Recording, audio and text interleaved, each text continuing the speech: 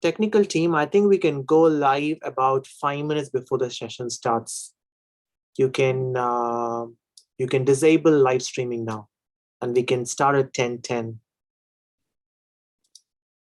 Prasanna, we don't have live streaming right now. We will start only 5 minutes before the session. All right, because on my Zoom screen it says custom live streaming. That's why I checked. Yeah. But it's showing on your Zoom screen. All right. Yeah. It's not showing on the event screen. All right. Fine. Okay. All right. Great. Bye-bye.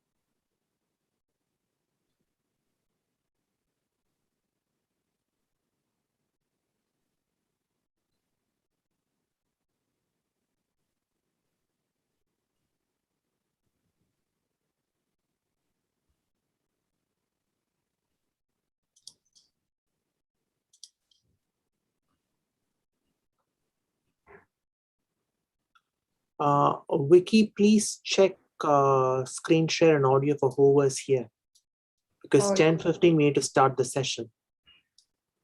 So I see some presenters here. I mean, there's Sonali Sharma, there's Arskar. So I do see some of the presenters. So you can check. Yeah, Fabio. So please ask who the presenters in the session are and ask them to share their screen and check their audio. Oh, okay. I have seen Dr. Fabio and Sonali Sharma and Asaka. So could you please check your video and I'll just do it 1 second.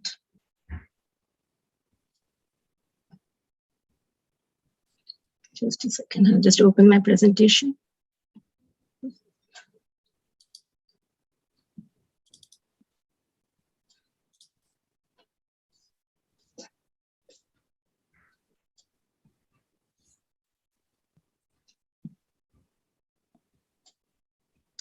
Can you hear me? Or yeah, can you see the screen? The screen is yes. here? Yeah, Yeah, okay, fine. all I'll right, stop the share. Right. that's good. Yeah.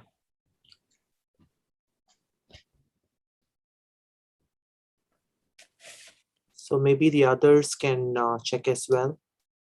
In sequence, I mean, we've got Fabio here, we've got Chinyi. We can just go in the sequence of your presentation. So all of you can just quickly open your slides and check if your So screen I share check function first. works. It should be shared and full screen. Yeah. Can you hear me clearly? Yes, we can hear you clearly. Okay, so I stop sharing.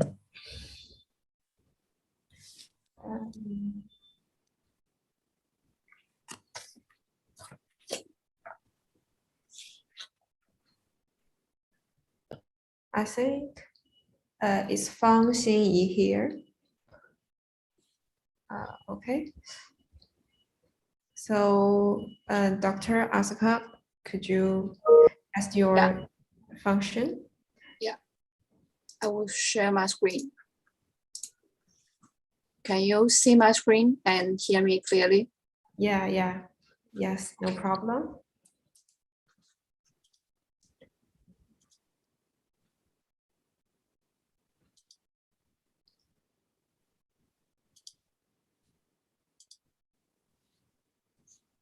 Okay, I will share my screen.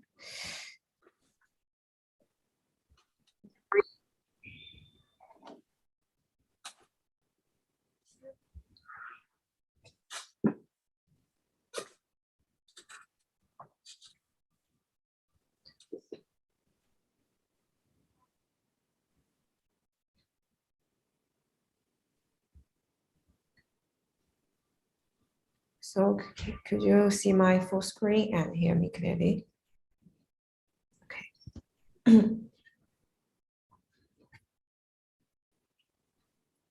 Yes, it's clear, yeah.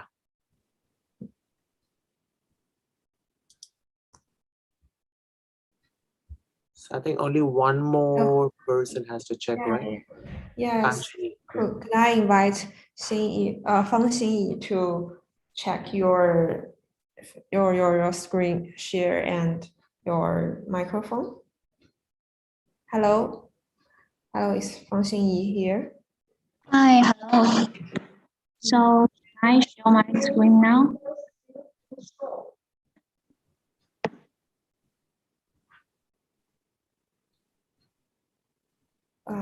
Okay, no problem. Thank you. Can you see the full screen? Yeah. Oh, thank you.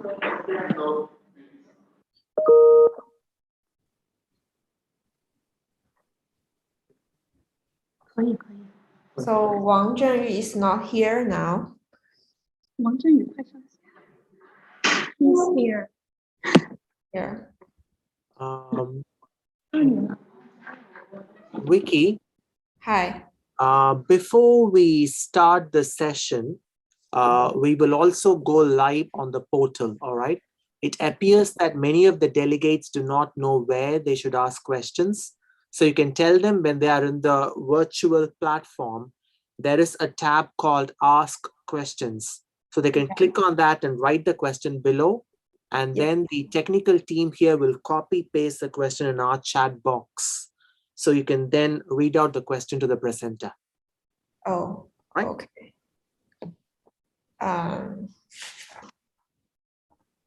Okay. So, good morning, everyone. Could I have your attention, please? I'd like to welcome you all here today. So you got 10 minutes each for your talk and then 5 minutes for questions. your active participation in the Q&A part is highly appreciated. Because the meaning of this meeting is to promote the exchange of the dental research. And let me introduce myself. My name is Vicky Xue from the University of Hong Kong. As the chairman of this session, I will remind you once the time is up, and I have to interrupt you once the time after 10 minutes. It is 10:15 o'clock, so let's get started. So let's welcome the first presenter. His name is Fabio Saboldi. Let's welcome him. Thank you. Can I share my screen? Yeah.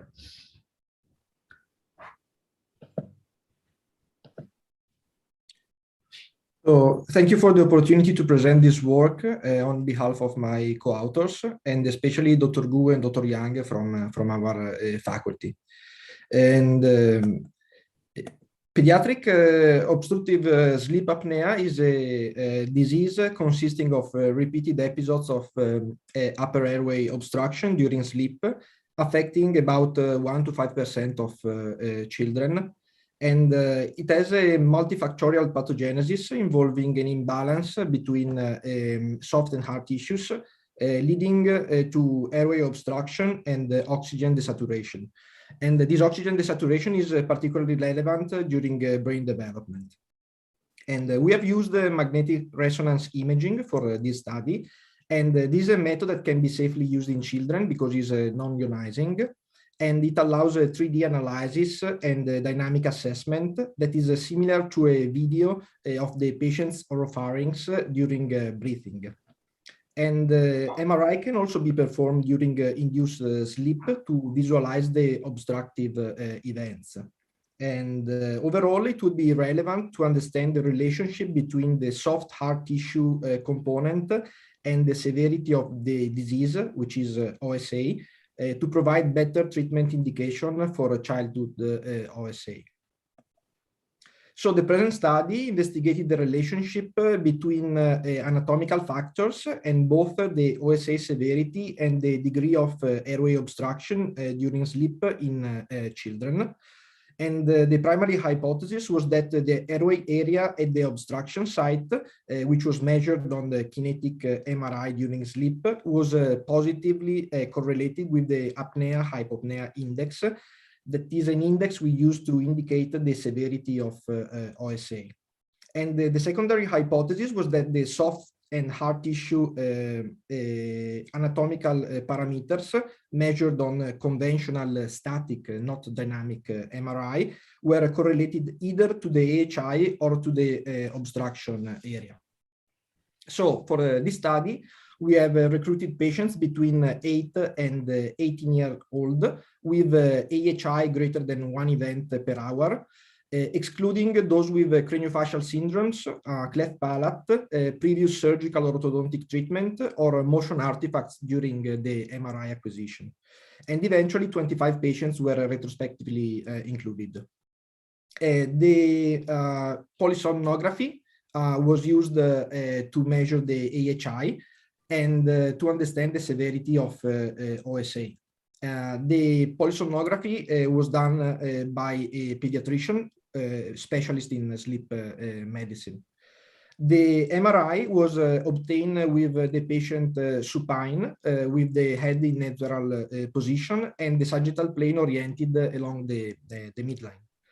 First, for the MRI, a conventional static MRI was obtained before the sedation of the patient so that the soft and hard tissue anatomy could be assessed on the sagittal and on the axial plane. And then a kinetic dynamic MRI was obtained after the sedation to assess the obstruction of the airway during about 2 minutes of breathing, and this was assessed on the axial plane. And the sedation, because all these patients were sedated to take the imaging, is important because this is a sleep disorder. So we needed to sedate the patient to simulate the sleep. And sedation was performed by an anesthesiologist with intravenous administration of midazolam and fentanyl. The two primary parameters that were used were the AHI, the apnea-hypopnea index, that is measured as the number of apneas per hour, and the airway area at the site of obstruction that was measured in square millimeters. In addition to this, demographic parameters and the skeletal maturity were also assessed. And the obstruction of the upper airway actually can be present at different levels. So it was categorized as nasopharyngeal, retropalatal, and retroglossal. And the type of obstruction can be also different. And it was categorized in anteroposterior, laterolateral, and circumferential.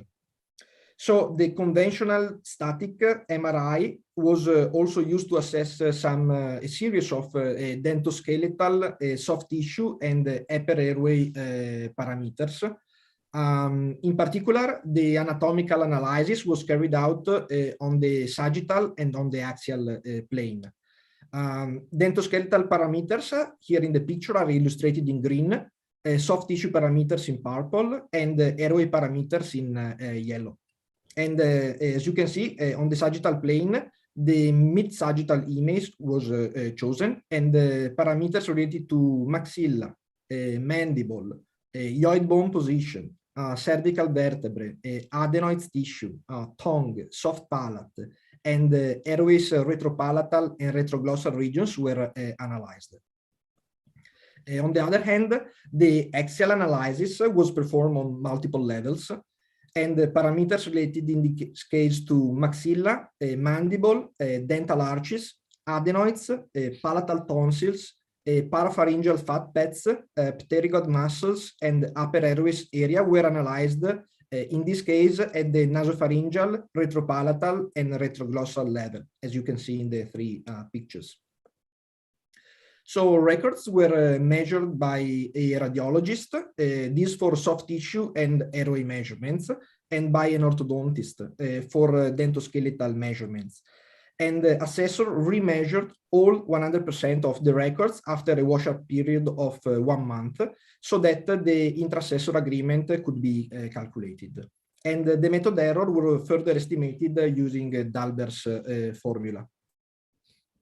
For the analysis, the average between the measurements repeated by the same assessor was used, and sometimes, unfortunately, for categorical variables, there was a disagreement between the repeated measurements, and a further pair of assessors, also calibrated in the same way, was involved to take the majority decision. And for data analysis, two multiple linear regression models were created. The first one was used with the AHI as outcome variable, and the second one with the airway area at the obstruction site as outcome variable. So for both models, the same independent variables were included, namely dentoskeletal, soft tissue, and airway parameters. And age, sex, height, skeletal maturation, and body mass index or parapharyngeal fat pads area were used to adjust the model for confounding variables. And the models eventually, since a series of models were developed, we have chosen the one with the higher coefficient of determination to present today. So overall, the method and error agreement was acceptable, considering that MRI actually is primarily aimed at a soft tissue assessment, and hard tissues are not clearly visualized several times due to the lack of water content and resulting in a reduced signal. On the other hand, soft tissue boundaries sometimes are not that easy to identify, and due to irregular and complex shapes, for example, in the case of the parapharyngeal fat pads. The mean age of patients was 13-year-old, ranging between 8 and 18, and the majority of them were males. This is coherent with the higher prevalence of males for this type of disease. And the average patient was normal weight beside few exceptions with one overweight and one obese. And only 4 patients were at pre-pubertal growth stage. It is important to report that 10 patients received adenotonsillectomy, which should be considered in the interpretation of the data. In fact, despite the obstruction type was quite variable throughout the sample, the obstruction level assessment showed that there was no case of nasopharyngeal obstruction that is located usually in the area where tonsil and adenoids, especially adenoids, are present. And overall, patients mainly presented with mild to moderate OSA beside a few exceptions. So in the first set of regression models, the first set of regression model explained the variation in the apnea-hypopnea index. So unadjusted models here are presented in brown, which included only the independent variable, only one independent variable. And adjusted models are presented in blue, including only the most relevant factors contributing to, in this case, AHI. And full models are in red, and these full models included all factors. Perhaps surprisingly, the airway area at the obstruction site was not related to the AHI in any model, and therefore the primary hypothesis was rejected. But with regard to the secondary hypothesis, the maxillary basal lateral width and the retropalatal lateral width. Time is up. So could you just cut short your presentation? Yes, just I think I started 2 minutes later since it was the first. And these are the binary correlations between the two models. And with regard to the second linear regression model, which focused on the obstruction area on a cinetic MRI as a primary outcome, and these explain the variation in the obstruction area. And similarly, the 3 models were adjusted for different factors. And again, the maxillary basal width and the nasopharyngeal and retropalatal area were the most relevant factors. As you can see, in this case, the binary correlations had a direct relationship, whereas for the AHI, there was an inverse relationship with the width of the maxillary basal width. In conclusion, we can say that within the limitation of the present study, the greater width of maxillary basal bone was proportional to less severe OSA and to less severe airway obstruction during sleep in this group of children. And for upper airway assessment, static measurements of nasopharyngeal and retropalatal lateral airway width in awake patients were the best predictors of OSA severity and also airway obstruction. However, prospective studies with a larger stratified sampling, especially based on OSA severity and different obstruction types and levels, are advisable to confirm these findings. So I just would like to briefly thank the other collaborators, especially Ms. Leung from Kwong Hospital and Ms. Samantha Lee from our faculty for their contribution, and all the multidisciplinary team of pediatricians, radiologists, and maxillofacial surgeons, including Dr. Ricky Wong and Dr. Siu Chu Fung, for making this research possible. Thank you very much. Okay, thank you very much for your presentation. Let's move to the Q&A part. So there is a question from Dr. Paoli Lee. The question is, based on the results of your study, can you determine when is the best time for the targeted clinical treatment to be done for children and for adolescents? Thank you. Yes, thank you. This is a very interesting question. In terms of treatment, since the width of the basal bone is the maxillary basal bone seems to be the most relevant factor, one treatment option is the rapid maxillary expansion. So treatment timing for this has a window between the eruption of the upper first permanent molars for having a good anchorage, and it can be done up to usually 18-year-old. In case of a skeletal anchorage with mini screws in the palate, we have seen that this type of treatment window can be extended, and even patients who are young adults a bit older than 18, maybe up to 21 or even 25, can benefit from this treatment. Okay, thank you very much for your answering. Let's welcome the next presenter. The next presenter is Xin Yifang from Sichuan University. So let's get started. I stopped the sharing. Xin Yifang, could you share your screen?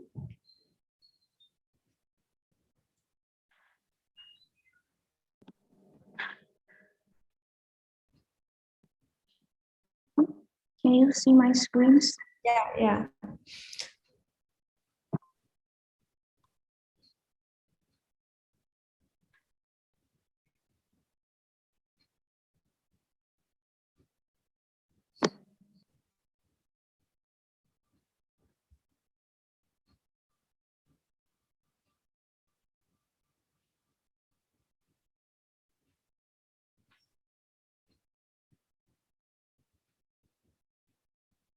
Sorry, let's get from the start. Thank you for the introduction. Hello, everyone. It's a great honor to give this presentation. And my topic today is CXCL12, CXCR4, axis-mediated orthodontic root resorption. We are regulating the M1-M2 ratio. And the experiments were performed at State Key Laboratory of Oral Diseases, National Clinical Research Center for Oral Diseases. I'm Fang Xinyi from the Department of Orthodontics, West China Hospital of Stomatology, Sichuan University. My supervisor is Professor Wang Jun.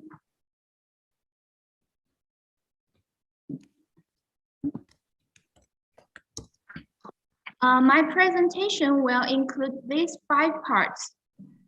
Root resorption is a frequent clinical complication of orthodontic treatment that threatens the health of tooth and the stability of the treatment results.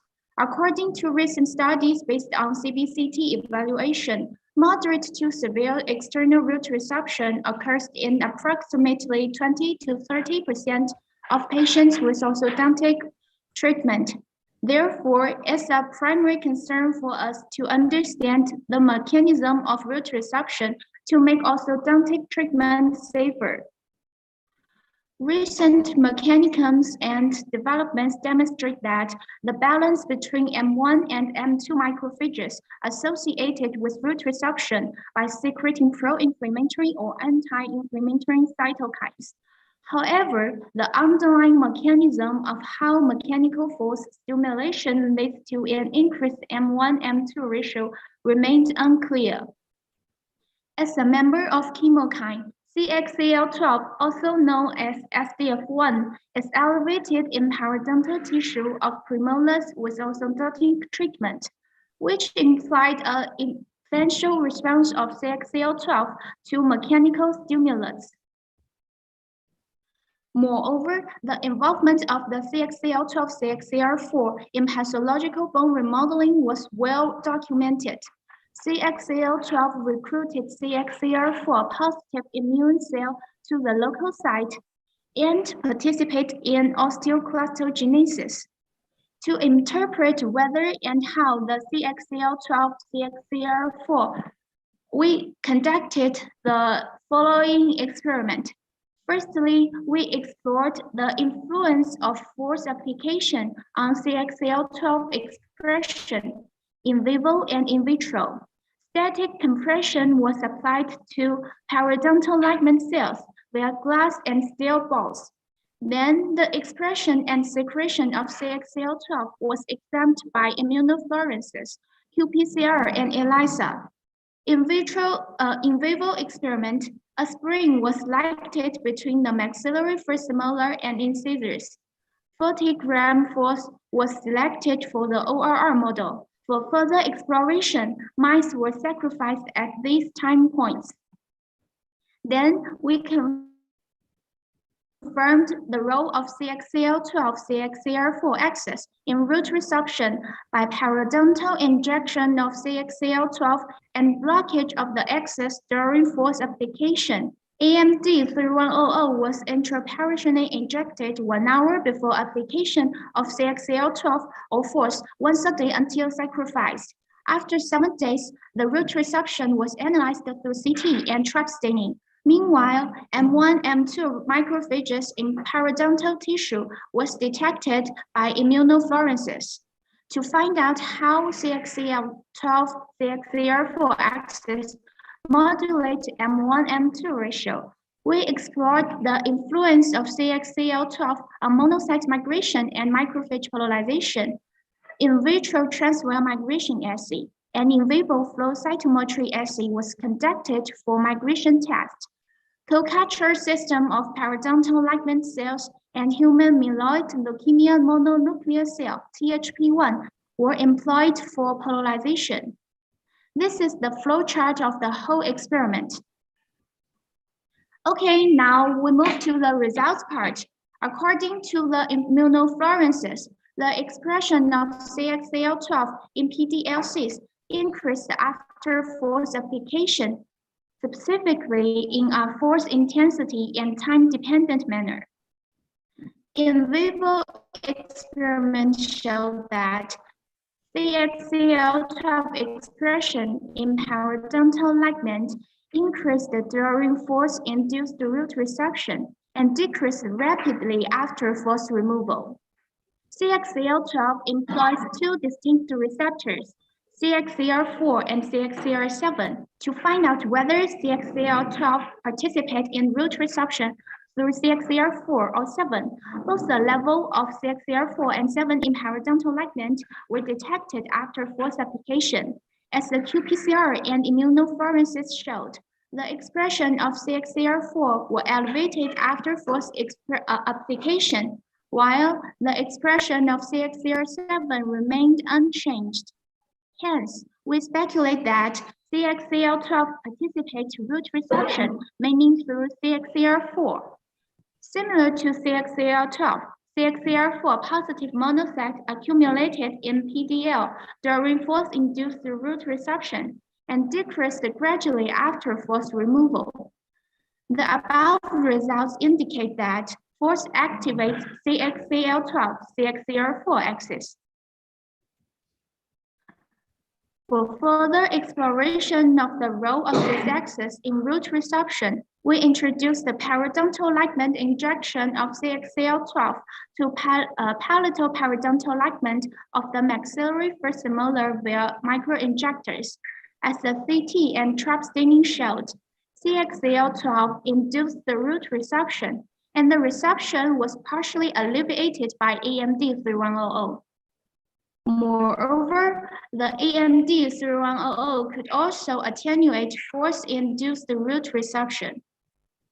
Immunofluorescence staining of M1 and M2 macrophages showed that blockage of CXCL12, CXCR4 axis through AMD 3100 reversed the force increased M1, M2 ratio.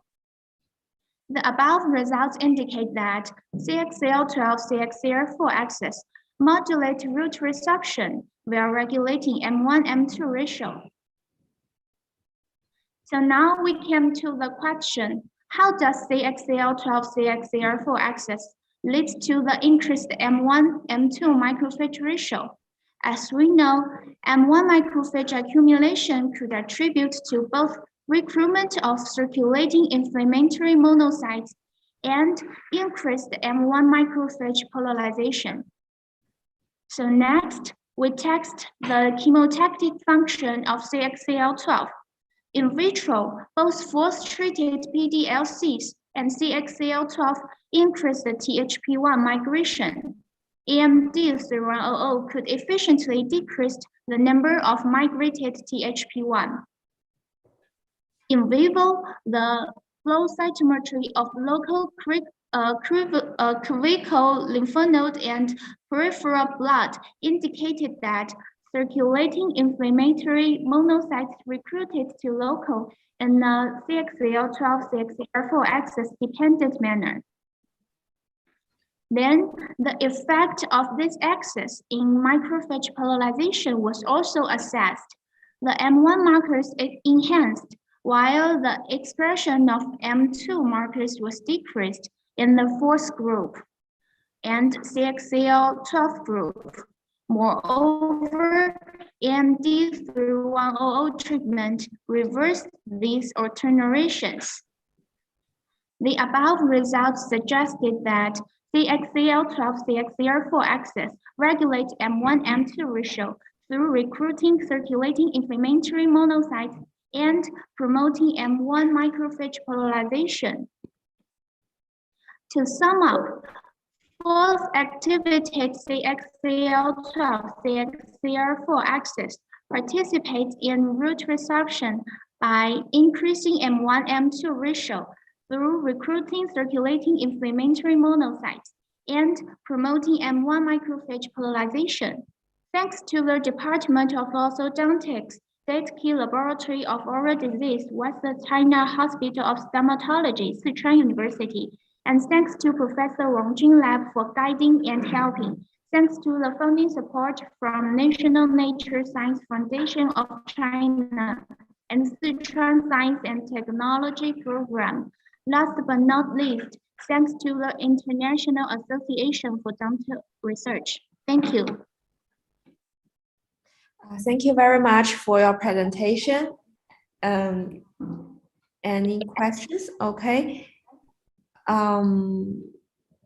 There is a question. Okay. Anyone has any question?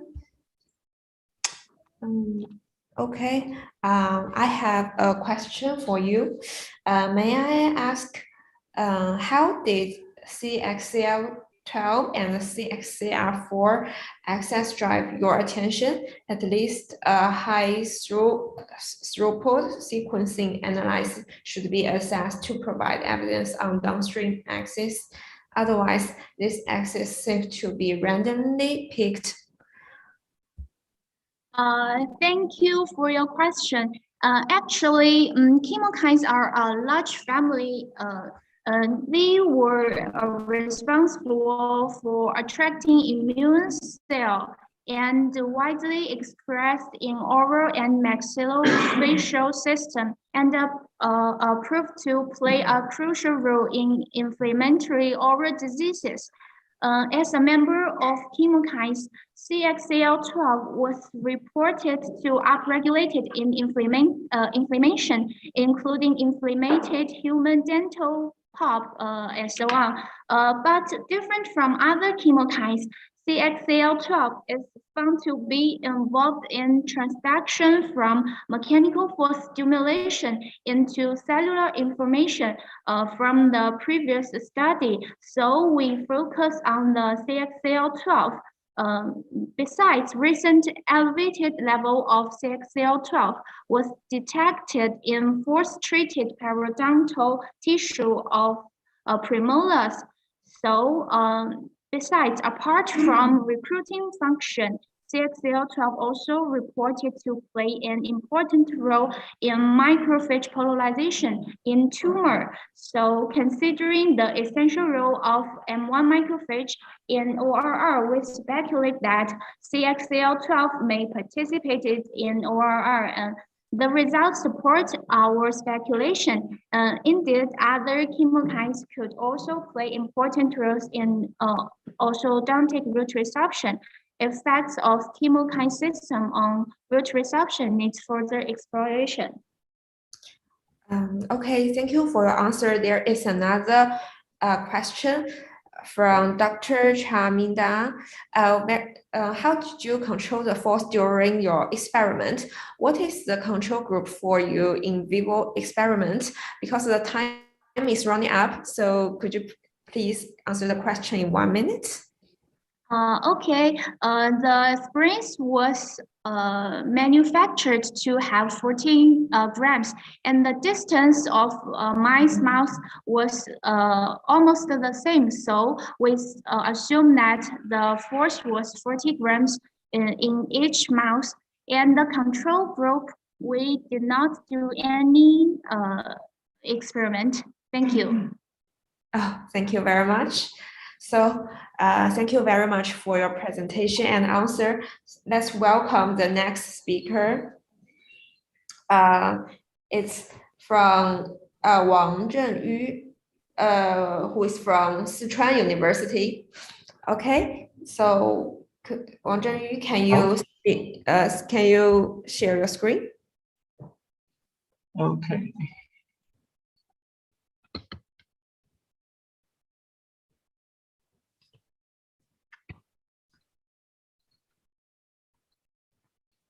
Can you see my screen? Yes, we can hear you clearly and see. Okay.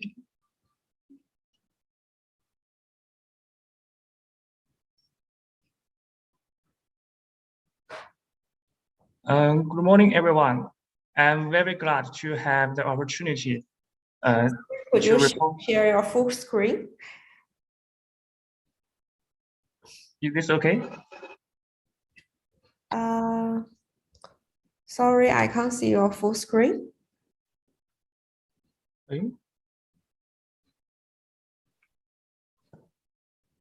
Why?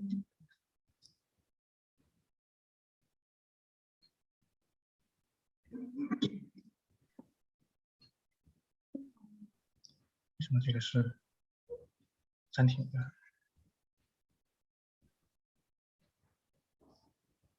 Okay, now, if Sorry, I don't know how to. okay, it's okay. Just to continue, we can see it clearly. Sorry, there are several flash.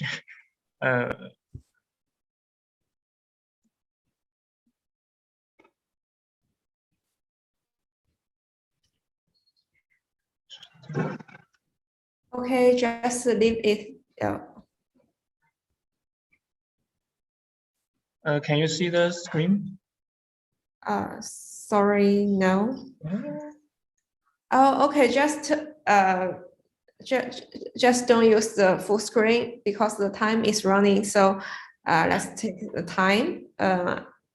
We can still.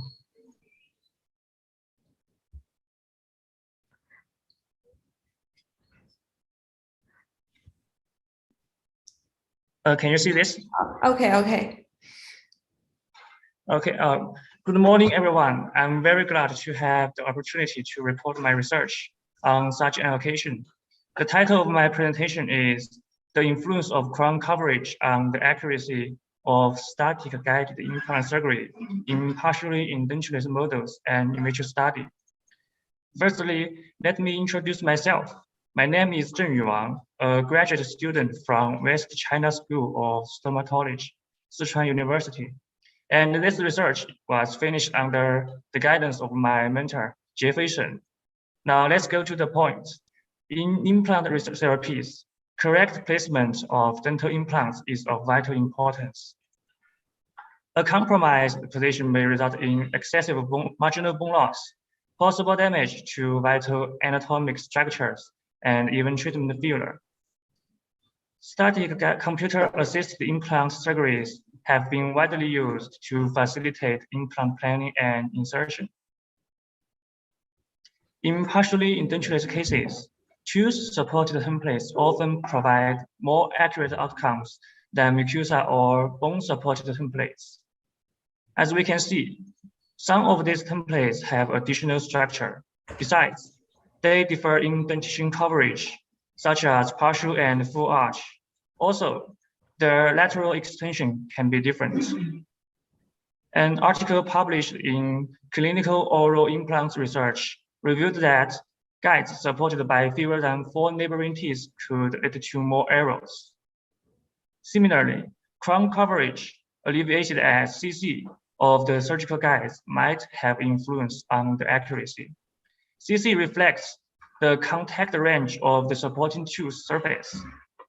Insufficient CC could result in template dislocation during surgical procedures, while excessive May I CC. interrupt you a minute? I think there is a dialog box in the right hand of this screen. So can you remove it?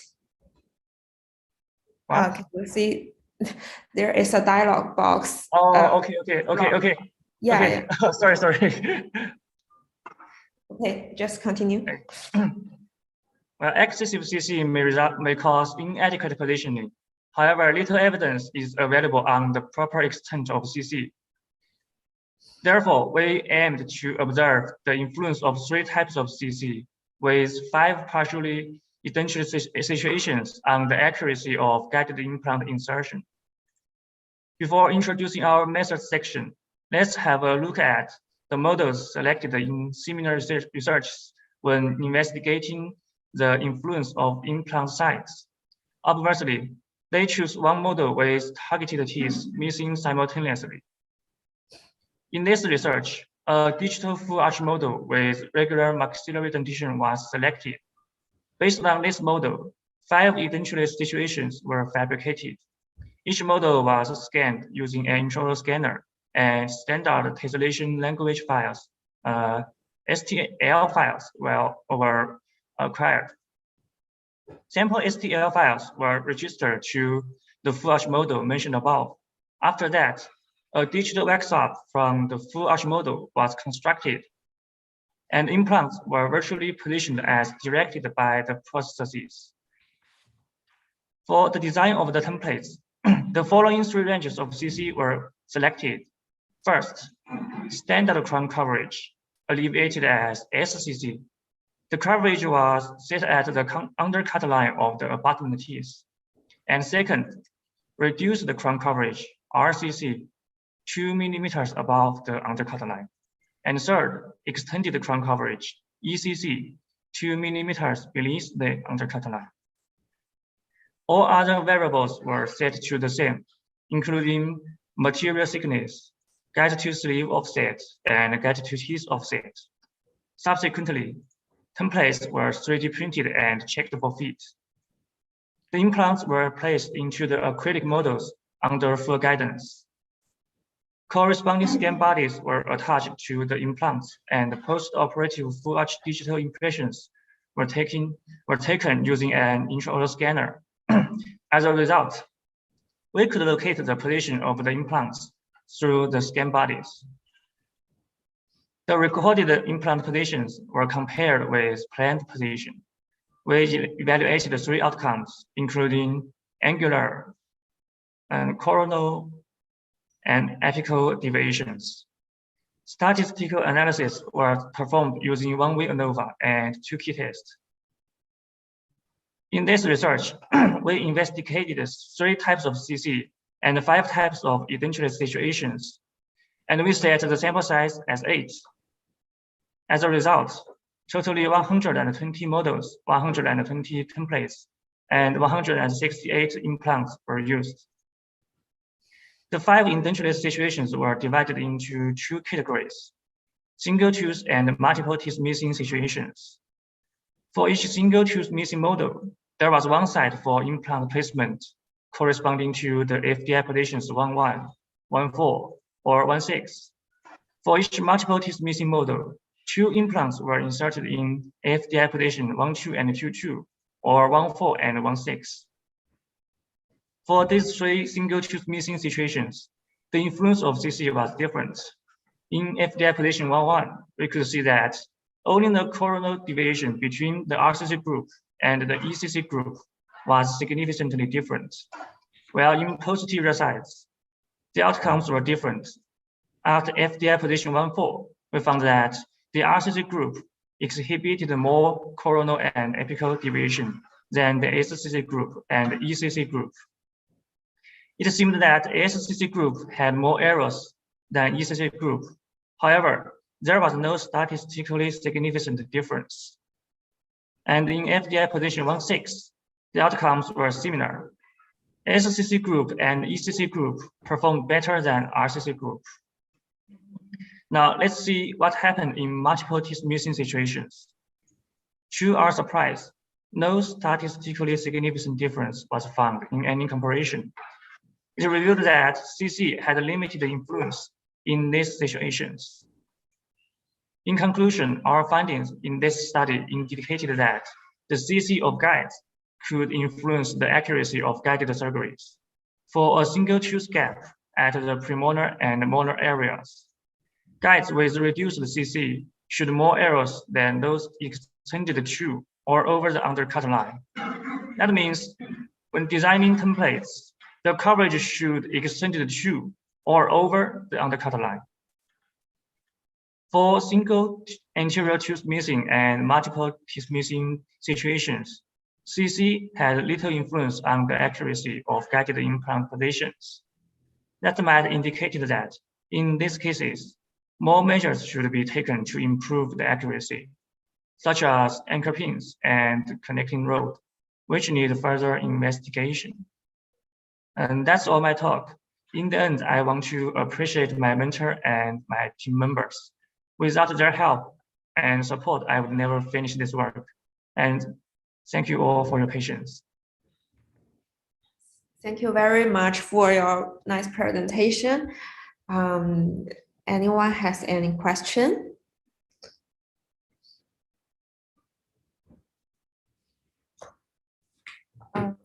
All right, I have a small question for you. So what are the different application of different crown coverage guides in the mouse? Is there anything to pay attention in the operation, such as the mouse opening? So can you give us the answer? This is a limitation compared with in vivo studies because in visual models, there's no situations about the mouse opening and similar conditions, but the intentional situations could influence the final accuracy. For example, the implant site will influence the structure of the templates. Maybe further investigation should be taken to focus on the similar influence on while in vivo. Okay, thank you very much for your for your answer.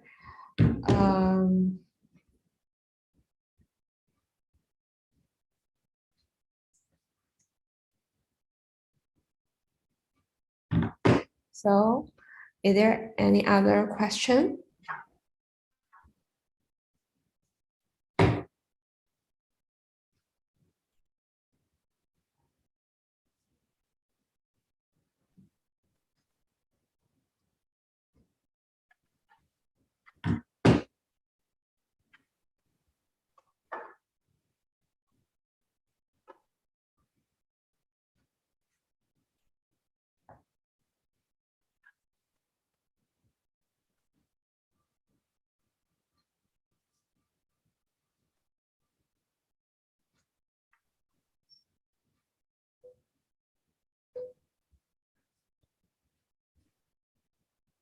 A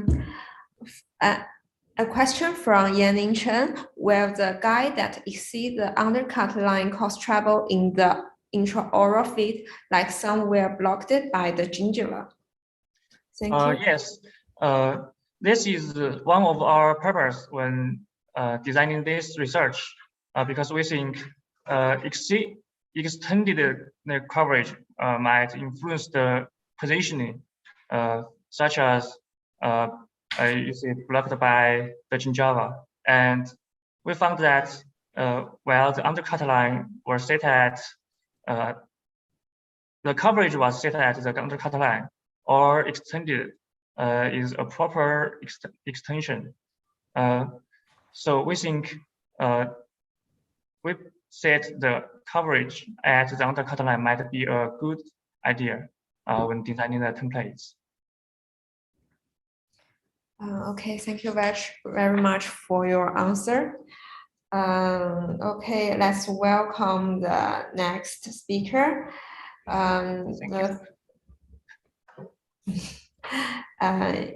It is from the Army Dental Center Research and Referral Delhi.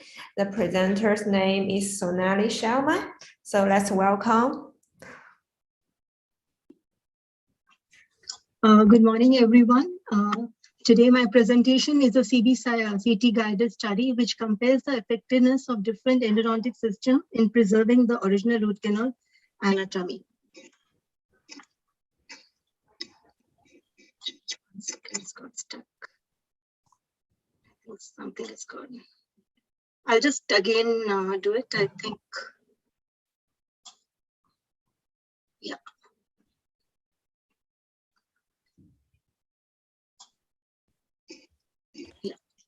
So we all know the internal anatomy of a root canal has many isthmuses, ramifications, as well as apical deltas, which make the efficient disinfection as well as cleaning shaping a challenge. And when we have no respect for the original anatomy, it will give rise to procedural errors. No matter what system we use, there is some amount of uninstrumented areas remaining.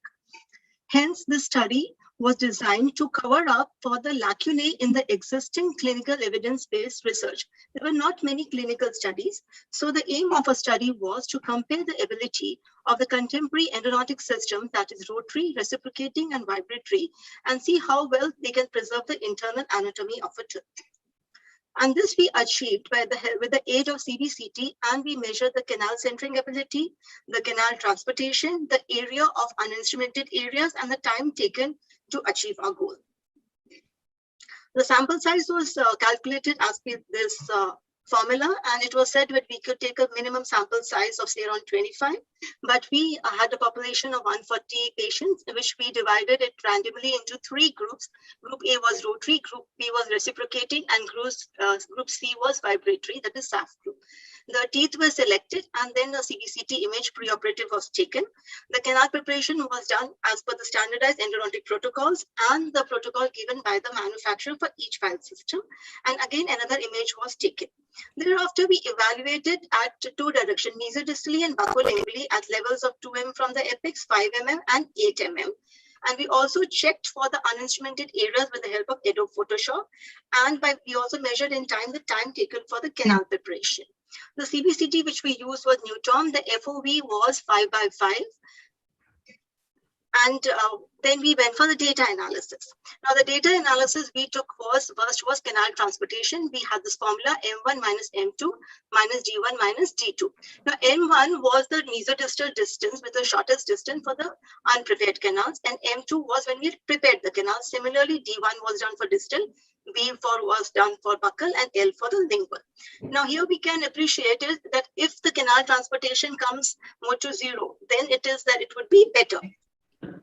Central ability was also assessed. The formula was M1 minus M2 upon D1 minus D2. Similarly, buccal and lingually, it was also done. The angle calculation of the canals was by the modified Burbid-Nishiyama method. This is done for taking the curvatures in a CBCT model. Then we went and evaluated. We conducted the data analysis for the rotary group, for the reciprocating groups, as well as for the vibratory groups. Statistical analysis was done using SPSS version 23. And the results, what we obtained were there was no statistical significance between the group and gender, and there was no statistical significance between the age, as well as the C-shaped canal. There was no statistical significant difference. And even between the mesial and distal curvatures, there was no statistical significance. Where the study was statistically significant was when we started evaluating the transportation at different levels, as 2 mm, 5 mm, and 8 mm for each root. The first root which we evaluated was mesiobuccal root at 2 mm. We evaluated it at mesodistally as well as buccolingually, and we found the highest transportation was seen in group A, followed by group B, that is reciprocating, and the least amount of transportation, that was with the vibratory adaptive system. At 5 mm in the mesobuccal root, again, the highest was in group A, followed by group B, and then least was with group C in both the directions. At 8 mm, we find that group A and group B were similar. That means as we move coronally, rotary and reciprocating are similar, but the least transportation remained in the vibratory adaptive. Similarly, we went for mesolingual root at 2 mm. Group A was the highest, followed by group B, and least was group C. At 5 mm, again, it was group A, which was the highest transportation. Group B was followed by it, and group C was the least. At 8 mm, again, group A and group B were similar, and group C was the least. For the distal root, group A was the highest, group B was followed by that, and group C was the least in both the directions. At 5 mm, group A was the highest, followed by group B, and group C was the least. At 8 mm, both the group A and group B were similar. Group C again was the least in transportation. And buccolingually, if we have an overview, we find that the transportation was more in the buccolingual direction than mesodistally. Centering ability, we found group C was the best centering ability. The worst was group A, followed by group B. At 5 mm in the mesobuccal root, again, group A had the worst centering ability, followed by the group B, and the best was by group C. In the mesobuccal root at 8 mm in both the direction, it was group A, which was the worst, followed by group B, and the best centering ability was the vibratory adaptive. The mesolingual root had a similar story. Group A was the best, followed about the worst, and group B was the second best or intermediate, and group C was the best. At 5 mm in the mesolingual group C was the best, and the worst was seen in group A and B. At 8 mm, again, group A and group B was similar. At the distal root at 2 mm, again, group C was the best. The centering ability was lost for group A and group B. At 5 mm, group A and group B, the centering ability was not very good. Group C was the best. 8 mm, group A and group B were similar results, and group C was the best. If we compare buccolingually direction and mesodistally direction, mesodistally the centering ability was much better than buccolingually. When we compare the uninstrumented to instrumented area, the least uninstrumented areas were seen in C, and greatest uninstrumented areas were seen in A. The time taken, the preparation time is more in group C and least in group B, and group A was intermediate. Instrument separation was least in group C, most in group A, and median in group B. So if we look at the summary of results, this is how we went for a statistical analysis. Then just for academic interest, we evaluated C-shaped canal. There were not much difference. Even if the C-shaped canals were there, the results had no impact because of the presence of C-shaped canals.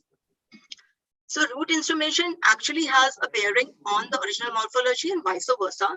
We have used CBCT as a diagnostic, as an evaluatory tool also, because we get increased precision, and image acquisition time is also reduced, and there's no destruction of a sample. 3D cleaning and shaping, all the manufacturers say their system is the best, but it has been proven by the in vitro studies that all the systems cannot maintain the original morphology. They can do it to a certain extent. So the three motions which are available in the market: rotary, where there is a 360-degree rotation; reciprocating, which is an interplay of clockwise motion and counterclockwise motion; and vibratory adaptive, which is a vertical oscillation which is seen. So we have used a HyFlex file, which is a control memory file. Now this file does not have a shape memory. That means the straightening in the canal is much less. Next was a wave file, which is a reciprocating file made of M wire, due to which the cyclic fatigue is 4 times better than the other system. The vibratory adaptive system which we used was self-adjusting, which is a hollow file without a central core, and the vertical oscillations were 5,000 per RPM. When we compare rotary and reciprocating, centering ability of rotary is less. It is more in reciprocating, and transportation is seen in both the two systems. Fatime Mohammadian has said that there is no apical transportation seen between rotary and reciprocating. Nathani et al. Found the SAF result in lesser transportation as compared to the other system. In our study also, we found significant transformation at all third levels in both the directions was seen with more in rotary, then reciprocating, and the least with the vibratory adaptive. Dambrell et al. Had defined centering ability ratio as a measurement of the instrument to stay centered in the canal. Abraham et al. Had observed that centering ability of the reciprocating was better than the rotary files. Shah et al. Has found the SAF has better transportation, lesser transportation, and remains centered throughout the preparation as seen in our study. So in our study, SAF file had the least amount of transportation in both the directions at all levels. Reciprocating files took lesser time to prepare, and the uninstrumented areas were the least in both the mesial canals as well as distal canals in the C group, and most in the A group. So within the limitations of the study, I would like to conclude that the vibratory adaptive self-adjusting file system exhibited less transportation, had better centering ability, followed by the worst was seen with the rotary, and followed by reciprocating, which was just behind the rotary. And time preparation, reciprocating being a single file system was much better, but SAF takes more time because initial preparation has to be done with a high-end file to at least 20 degrees to the full length, and that is why the time taken for SAF may be much more. But the uninstrumented areas was much lesser with the SAF files as compared to the other systems. I wanted to acknowledge my team for the CBCT Major Ravi Kantatavle, statistician Rishi Gupta, and for Adobe Photoshop, Mr. Harsh. With this, I come to the end of my deliberation. Thank you.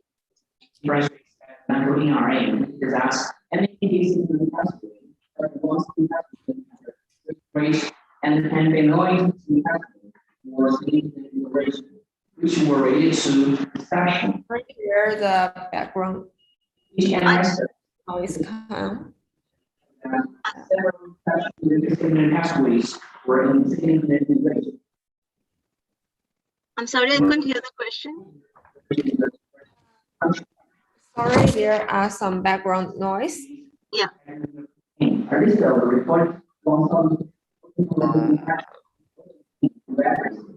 So the technician, could you please help us to fix this problem?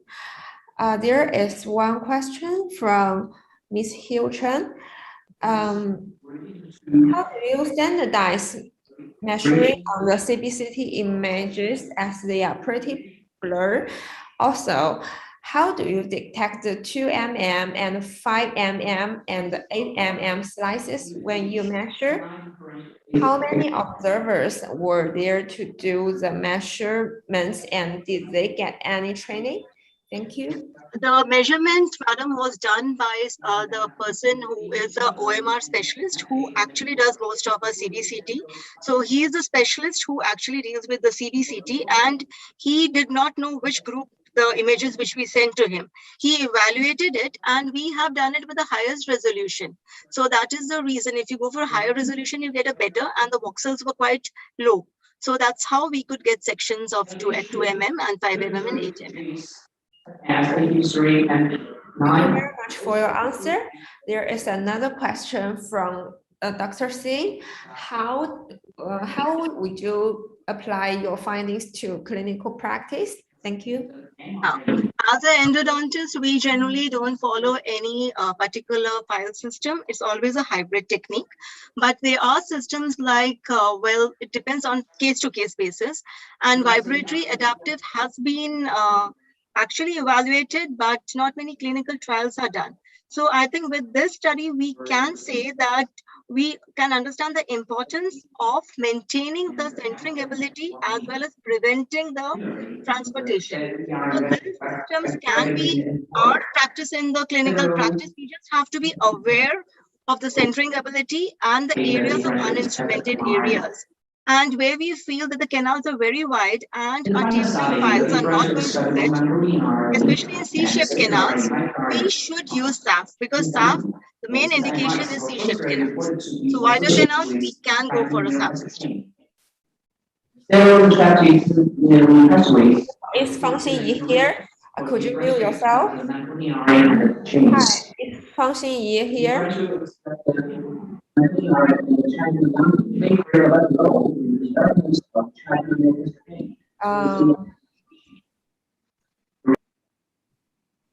Oh, thank you. I have a question for you, actually. So what is the limitation of the SAF in clinical practice? Could you share? The main limitation is SAF. We doesn't, I mean, we first have to use hand files. So it is when you're using the hand files, if you're using a stainless steel, then there is some amount of transportation going to occur. So the time period for a SAF files is much more than as compared to the other systems, because in others you have a orifice opener, then you have a glide path, and then you go for your rotary file. Here, the complete initial preparation, at least till 20 number, has to be done with a hand file, and then you can go for a SAF files. The advantage of SAF is it just opens up in the canal and follows the original morphology, and we can use irrigation. So the irrigation part of it is very good, but initial preparation by a hand file is till 20 number. That means you're going in for the complete length preparation with a hand file, and then you're going. But for the rotary and reciprocating, you just have to establish a scouting file and a glide path, and then you can go in for a rotary or reciprocating system. Oh, thank you very much for your answer. So the next speaker is Deng Bixia from the University of Hong Kong. So let's welcome him.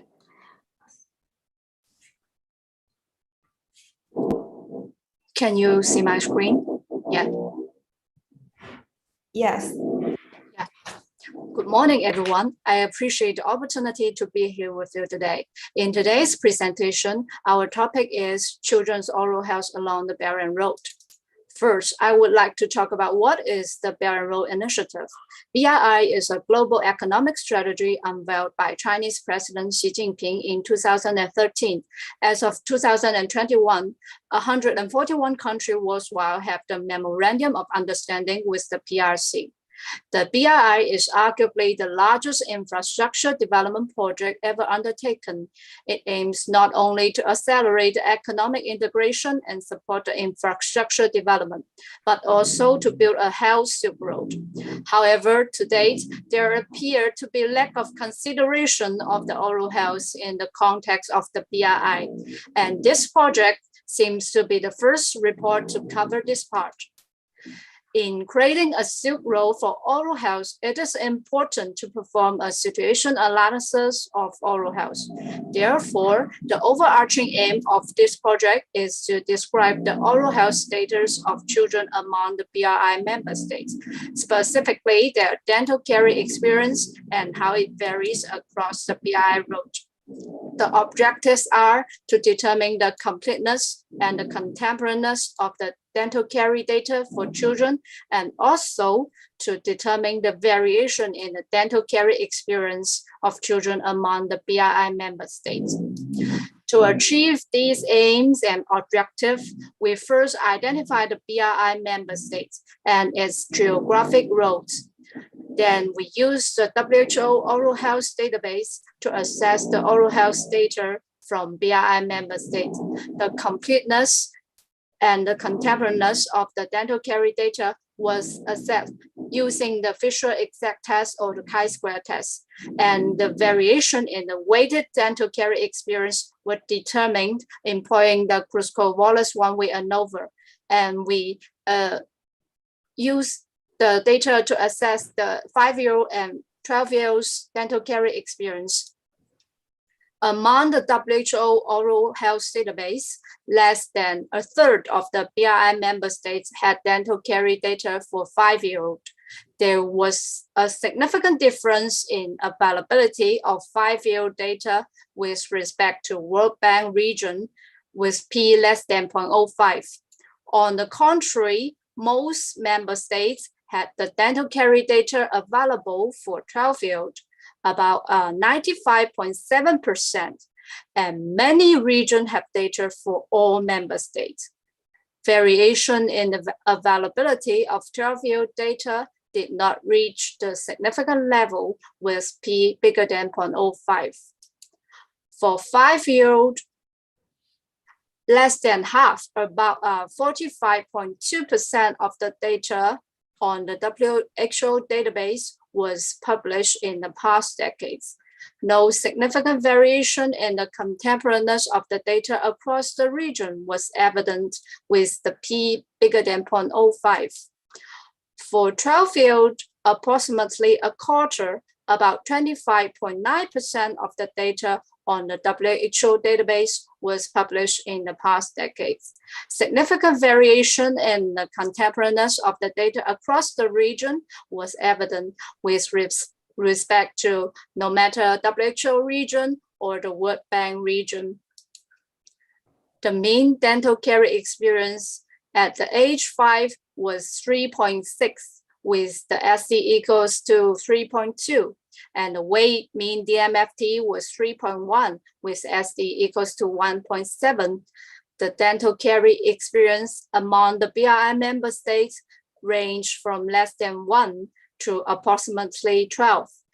There was significant variation in the dental caries experience of 5-year-old across the BRI geographic road, no matter based on the WHO region or the World Bank classifications.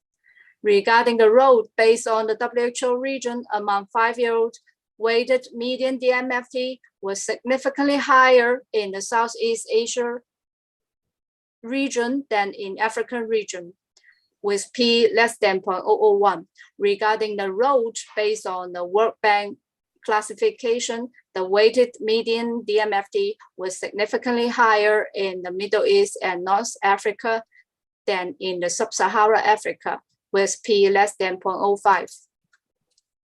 The mean dental caries experience at age 12 was 1.9, with the SD equals to 1.2, and the weighted mean DMFT was 1.7, with the SD equals to 1.2.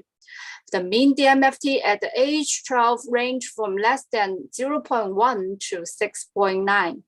Variation in the dental caries experience was evident across the WHO region and the World Bank regions. Regarding the road based on the WHO region, among 12-year-old, weighted median DMFT was significantly higher in the Europe region than in African region and Western Pacific region. Weighted median DMFT was significantly higher in the region of America than in Western Pacific region, Eastern Mediterranean region, and African region. Regarding the road based on the World Bank region, weighted median DMFT was significantly higher in the Europe and Central Asia and Latin American Caribbean than Sub-Saharan Africa. Also, dental caries experience was significantly higher in the Europe and Central Asia than in East Asia and the Pacific. Possible reason for the variation in data availability perhaps reflect the economic situation of the BRI member states, since many of the member states without 5-year data can be categorized as the low-income country by the World Bank. Another possible reason is that 5-year data typically is collected in the kindergarten. As such, universal access to the preschool education across the world varies. An additional possible reason may be that when faced with the limited resource, the priority is to collect the data of the older children's oral health, i.e. the 12-year-old, in line with the WHO recommendations. Thus, there's a need to make a concerted effort into how data among the younger children can be collected. Next, regarding the contemporaneous of the data, there are several possible reasons why the dental caries data for children was not as up-to-date as the WHO recommended level. Firstly, the last decade has seen many upsets. For example, the fallout from the economic crisis of the 2008 affect the budget for oral health in many countries. Also, the COVID-19 pandemic had prevented data collection. Of note, up-to-date data was particularly poor in the Latin America and Caribbean and highest in the Europe and Central Asia, which may reflect the underlying economic states and the national importance on the oral health of the BRI member states. There are several possible reasons for the variation in the dental caries data across the BRI road. Firstly, refined sugar are a major cause of the dental caries. Thus, where there's a limited access to sugar, caries is low, as in the case of sub-Saharan Africa. Another possible reason is that significant variation in the income level existed within the BRI road, i.e. the Europe and Central Asia had many countries that are classified as low income level by the World Bank. A third possible reason for the lack of expected variation among the BRI road may be to do with how dental caries data was collected, and also the completeness and the contemporaneous of the data. Last but not least, I would like to point out that the WHO database is a useful resource for the situation analysis for the oral health among the BRI member states. Among the WHO database, dental caries experience data is more readily available for 12-year-old than 5-year-old. However, the data is not very up-to-date. The mean dental caries experience at 5-year-old and 12-year-old was 3 and 1.5 respectively. Statistically significant variation in the children's dental caries experience existed across the BRI road, no matter for 5-year-old or 12-year-old. These findings has implication in informing a situation analysis to plan the oral health care program among and within the BRI road, determine how BRI member states reduce the dental caries experience level and improve the equity in oral health across and within the BRI road is likely to be the key indicator of the success of the BRI oral health initiative. And here are the references. Thank you. Thank you, Dr. Dan. Thank you very much for your presentation.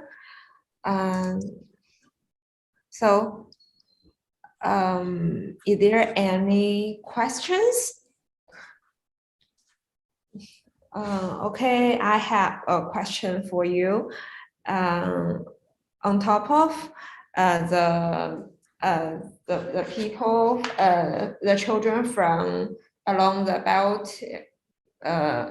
Belt and the Road, they are geographically very near to each other. But I think they belong to different ratios and they have different genes. I have previously read some literatures. They said that maybe different genes will have the genes of different ratio will have some impact on the carrier status. So how do you think about that? Thank you for your question, Vicky. I think this is an interesting question, and I think what we can do, because treatment on the gene is a higher level for us, but we only can do is the community dentistry use the common risk factor approach to help these poor countries. But we cannot use this gene technique or whatever to treat them. But this is an interesting part. Maybe when we firstly do the common risk factor approach, then we fix most of the people's problem, then we think of the gene treatment later. Sorry, thank you for your answer. Sorry, but I'm not mean the gene treatment. I just want to say, well, the factor, maybe the inherent factor has some impact on the carrier status of the children.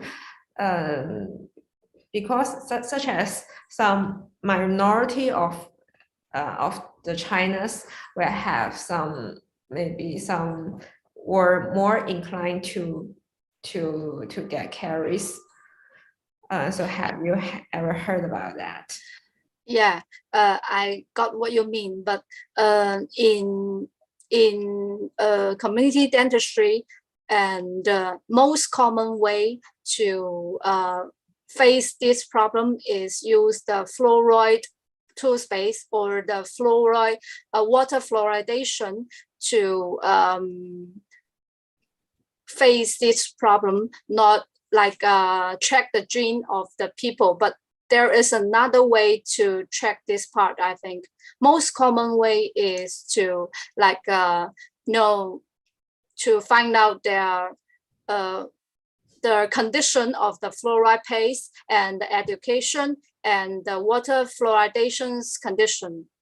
But there is a new way. I think you pick a novel ways for us to think about. Yes. So I just considering whether you can subgroup these children, and maybe there are some similarity among their genes. You can subgroup them into some similar groups and then make data analysis. Thank you. Thank you. So the next speaker is me. So share my.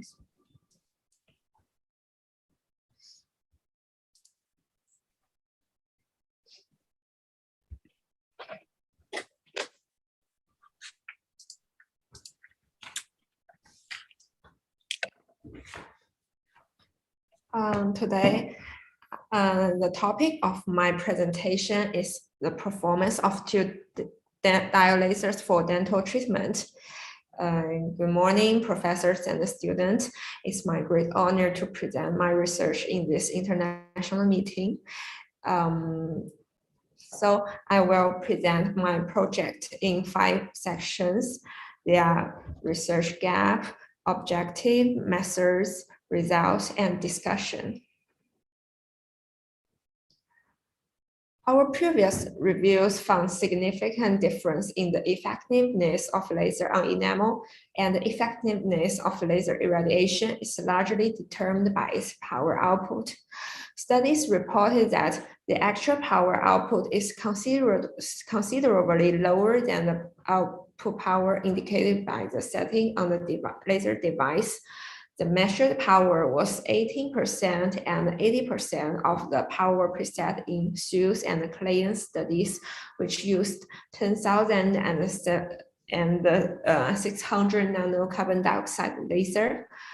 Our previous study using 10,000 and 600 nano carbon dioxide laser found the power measured by the power meter was lower than the power setting on the device panel.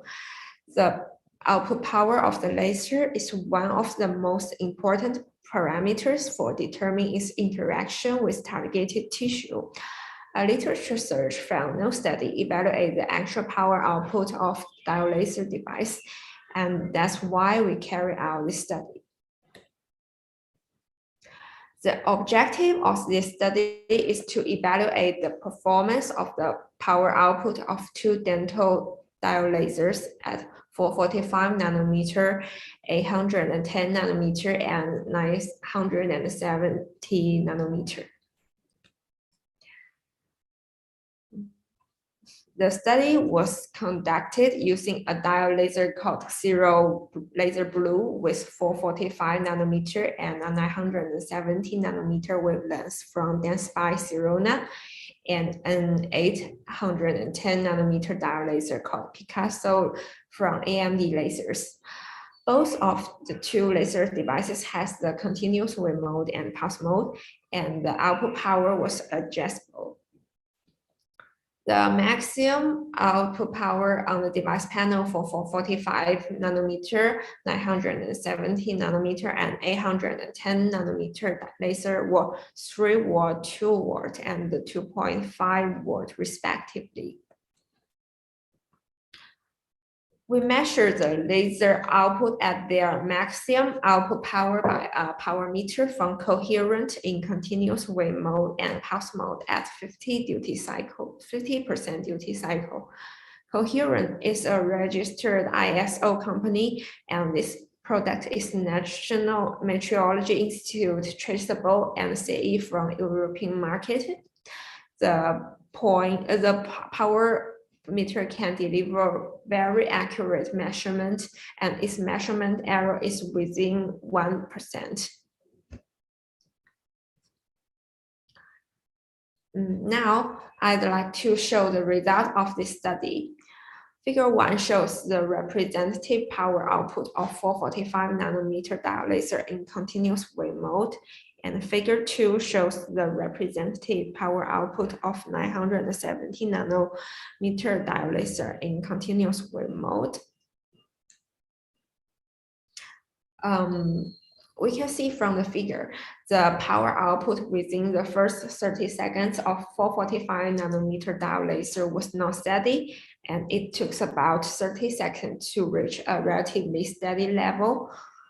Unlike 445 nanometer diode laser showing an upward fluctuation at the beginning, the power output of 970 nanometer diode laser started at its highest and gradually decreased to a stable level.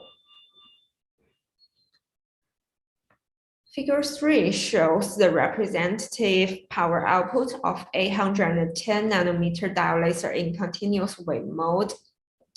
The actual output power of the 810 nanometer diode laser was not always higher than the output power displayed on the device panel. Table 1 shows the parameters stipulated and actual power of laser devices in continuous wave mode. The percentage change we can see from the table of the mean output power of 445 nanometer, 970 nanometer, and 810 nanometer diode laser were 21%, 23%, and -8% respectively. Figure 4 and Figure 5 shows the representative power output of 445 nanometer and 970 nanometer diode laser in pulse mode. The shape of the 445 nanometer diode laser was spiking, whereas the shape of the 970 nanometer diode laser was closer to rectangular. The pulses of the 445 nanometer and 970 nanometer diode laser were all evenly distributed. The pulses of the 810 nanometer diode laser were also eventually distributed, and the shape of the 810 nanometer diode laser was closer to rectangular as shown in the figure 6. Table 2 shows the parameters stipulated and actual power of laser device in pulse mode. We can see from the table the percentage change of the mean output power of 445 970 nanometer and 810 nanometer diode laser were 37, 26, and -3% respectively. The percentage change in the mean average power of 445 nanometer, 970 nanometer, and 810 nanometer diode laser were 29%, 24%, and -5% respectively. Let's move to the discussion part. In this study, we used a clamp to hold the handle and make the fiber perpendicular to the sensor of the power meter. Keeping the incident laser beam perpendicular to the tissue can achieve maximum control of laser tissue interaction. When a ray of light is incident at normal incidence to the surface between the two mediums, the ray travels in a straight line. When the ray is incident at any other angle, the ray changes direction as it refracts, which may cause damage to the adjacent tissue. A review concluded that the pulses of 900 and 300 nano carbon dioxide laser were not evenly distributed. However, this study found the 2-diode laser device has regular pulse distribution and stable frequency. Whether all diode lasers have evenly distributed pulses and constant pulse duration is still not clear. In future studies, we will carry out research on more laser devices and study the laser performance with the influence of different variables, such as the duty cycle repetition rate and the output power. To sum up, we can get the conclusion that this study found a discrepancy in power output displayed on the device panel and then measured by the power meter of the 2 dental devices for diode laser. Clinicians are recommended to check the laser power output to allow them to operate their laser devices in a safe and effective manner. Thank you for your listening, and thanks very much for my supervisor, Prof. Zhu, for his guidance, and thanks to my team members for supporting me. This is the end of my presentation. Thank you. So any questions? Thanks for the nice presentation, Vicky. I'm just wondering how expensive these power meters are for a clinician to use regularly. Sorry, I can't hear your question clearly. The power measuring devices that you used. I mean, you mean the power meter? Yes, correct. So are these universal, and how expensive are they? Oh, it is universal, and and I think this device can coverage different lasers with different wavelengths. Maybe there are some mechanism to adjust itself to different wavelengths. And this power meter is quite expensive. I think I remember the price is about 80,000 Hong Kong dollar. All right. So it adds to the price of the laser unit, which is already expensive. Actually, the diode laser is not very expensive. It's a very the price is not very high compared to other lasers such as carbon dioxide laser or NDR lasers. It takes about, I think, 80,000 Hong Kong dollars for the Zero Blue, and maybe lesser for the AMD lasers. All right. Okay. Thank you. Thank you. So is there any other questions? Okay.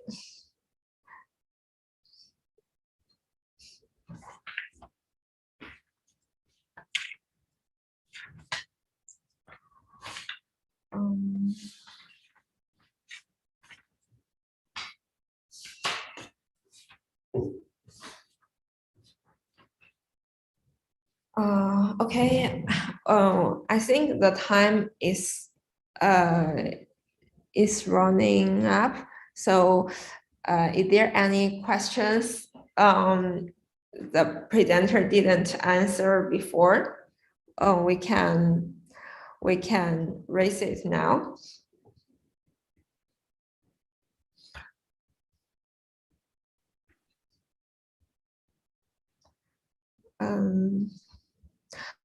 Okay, it's so nice to see you here, and it's a big regret due to the COVID-19. We can't meet face to face. I think it's the time we finish this session, and I do hope to see you next year. At the last but not the least, thank you all for your contribution to this meeting, and thank you all the audience for participation. Okay, so I think we can leave the meeting now. Thank you.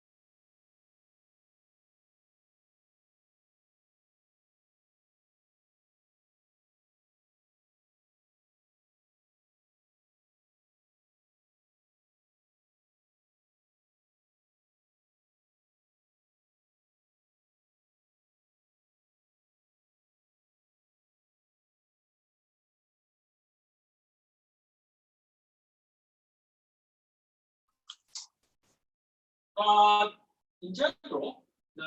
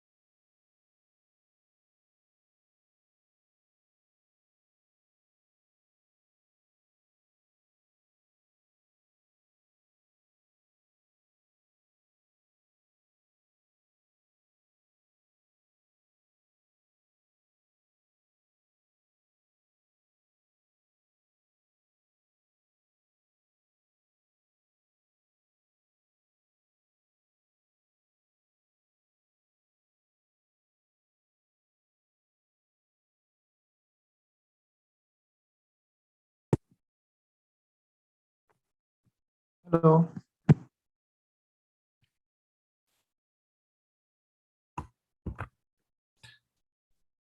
Hi, Dr. Baig. Hello. Hi. Hello, Doctor. Are you the chair for this session, or do you know who is? Yes, I'm the chair, and now I'm confirming the list, and now I will talk to the participants and check their mic. And Yes, I would do that. And that from past experience, some people join a bit late, so look out for people joining midway. Yeah. So first, I would like to check Bonnie Law. Bonnie, are you listening to me?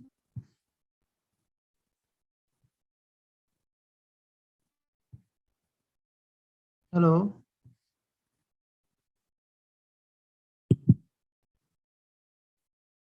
Okay, Kitty Chong. Hi. Kitty, can you share me your screen? I heard that you said hi, and I want to check your screen if you can successfully share your PowerPoint. I'm not a presenter. I'm volunteer. Okay. Do you not have the program? No, I mean, I'm not a presenter. I'm Sorry, just I was a talking to volunteer. Dr. Baig, not you, Oh, Kitty. Sorry. sorry. sorry for confusion. I think So we need the participant is Wen To Ku, Dr. Cole, Dr. Okaya, Dr. Kosago, Dr. Rodbone, and Dr. Chu. So like people are not here.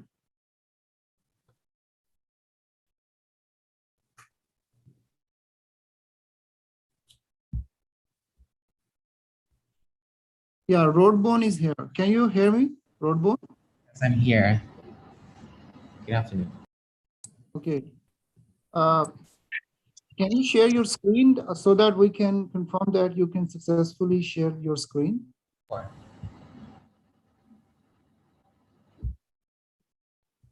Hello, Edward. Okay. Speak a little bit so that we confirm your mic.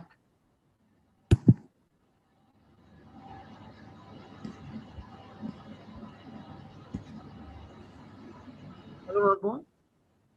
Hello. Okay. There is some interruption, I guess. Sorry, you broke. I cannot. Okay. You first share the your PPT and turn your slides. My slide, right?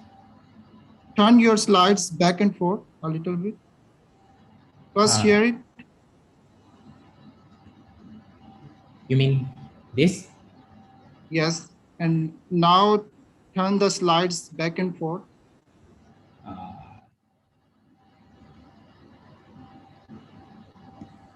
Also turn on the screen preview. Okay. And now the second slide. Yes. Second slide. Okay. Do you have any video? Yep, I have one. Can I taste it? Yeah, you try to play it if we can. Okay. Is it work well? Is it moving? Sorry. Yeah, it's okay. It's okay. Okay, thank you so much. Okay, see you soon. Well, thank you. I will stop sharing first. Okay. Okay, Ganesh Rukaya is here. Ganesh, can you hear us? Yes, I can hear you. Okay. Can you share, can you turn on your camera? Yeah. And now you share your screen, your PPT and show us. Yeah.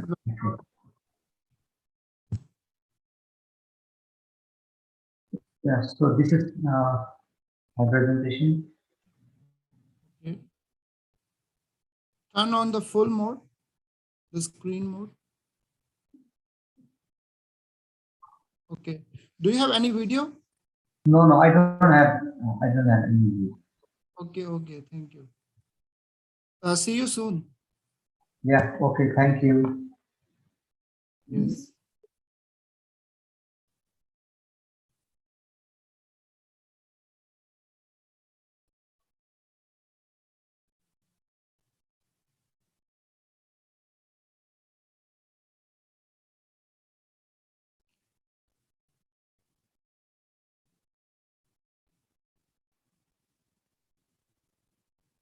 Dr. Ko has not joined yet.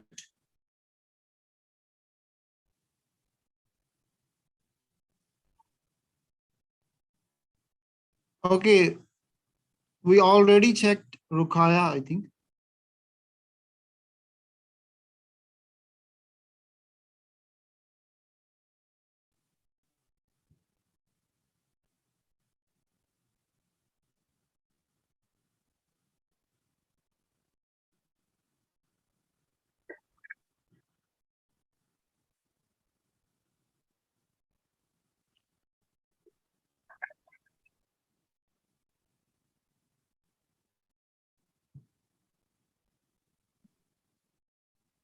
Almost 4 minutes are remaining and many presenters didn't join yet.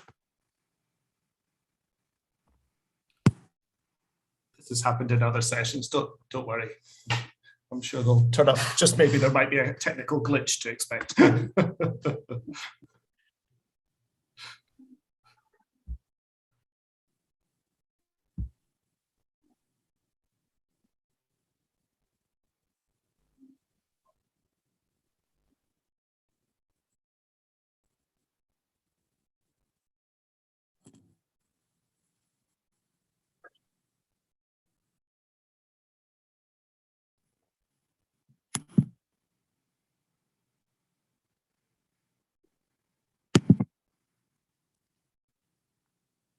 Okay, then I will start my presentation firstly, because I cannot see the presenters that I have to check them, but they didn't join yet.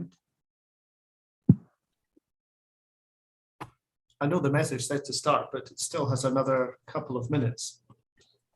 We'd maybe wait another 2 minutes, just in case. Then the next presenter might suddenly pop up. I don't think we need to start 3 minutes early. Or up to you. You're the chairperson. you decide. I don't want to take your job. Okay, we can wait 2 minutes.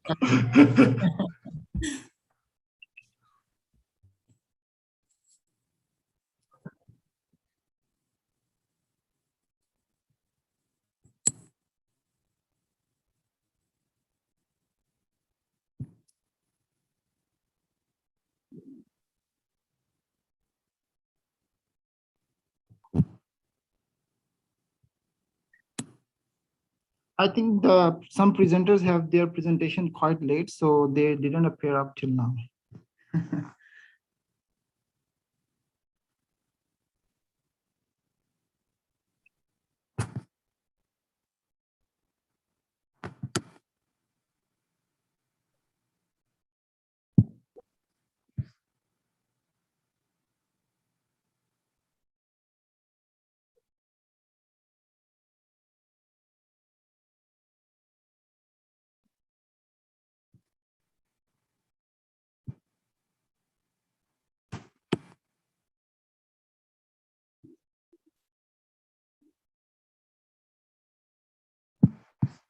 Okay, now I'm checking my screen because 1 minute is remaining.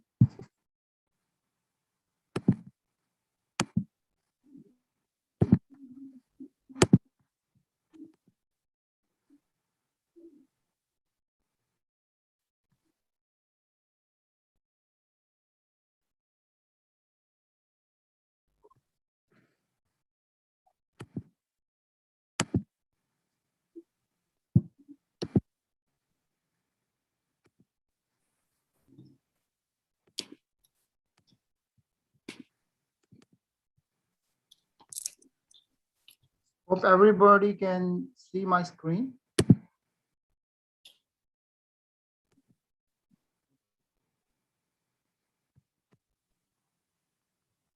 So now I'm going to start. My name is Beg, and I'm a postdoctoral fellow under the supervision of Professor Dr. Chun-Fei Chang at the Faculty of Dentistry, the University of Hong Kong. Today, my topic is magnetic and enzymatic digging of nanochannels through the bacterial biofilm. Originally, my field of research is DNA nanotechnology, but after joining the Faculty of Dentistry, I also worked first time on some microbiology projects. So the main content of my presentation will be introduction, nanotechnology to traverse the biofilm for bacterial eradication, And then I will discuss nanomaterial preparation and characterization. And at the end, I will discuss my bacterial experiments, antibacterial experiments. So first, I introduced magnetic nanoparticles to traverse the biofilm. We designed some magnetic nanoparticles coated with silver nanoparticles as a first coating and the nanoporous MOS2 as a second coating, because the MOS2 has nanoporous surface, so it can load some, it can absorb some molecules. So we loaded DNase and vancomycin onto the magnetic nanoparticles. So the DNase can digest the DNA within the EPS of the biofilm, and the vancomycin can attack the Streptococcus mutans and Enterococcus faecalis. So this was our idea, and also because the metal nanoparticle combined with the magnetic nanoparticles, they also act as nanozyme. And so there can be the triple action to eradicate the biofilm as well as to kill the bacteria. So material preparation, as I have discussed before, it is a 3-layer nanoparticle. The core is made up of iron oxide and first coating of silver nanoparticles and the outer coating of nanoporous MOS2 to load the vancomycin and DNase. So the characterization, we did some SEM and EDX characterization, and ZetaView instrument can visualize the particle, at the same time can show the graph and the size distribution of the nanoparticles as well as zeta potential. And the UV spectra clearly shows the difference between the nature of different particles. For example, MOS2 showed decreased UV absorption up to 400 nanometer, and then increase in the UV visible absorption up to 600 nanometer. And iron oxide magnetic nanoparticles showed increased band at around 280 nanometer and then decrease in absorption. But the multi-layer nanoparticles, they showed continuous high absorption from 300 to 700 nanometers. So there are distinct differences, also some shifts before and after loading of the DNase and vancomycin.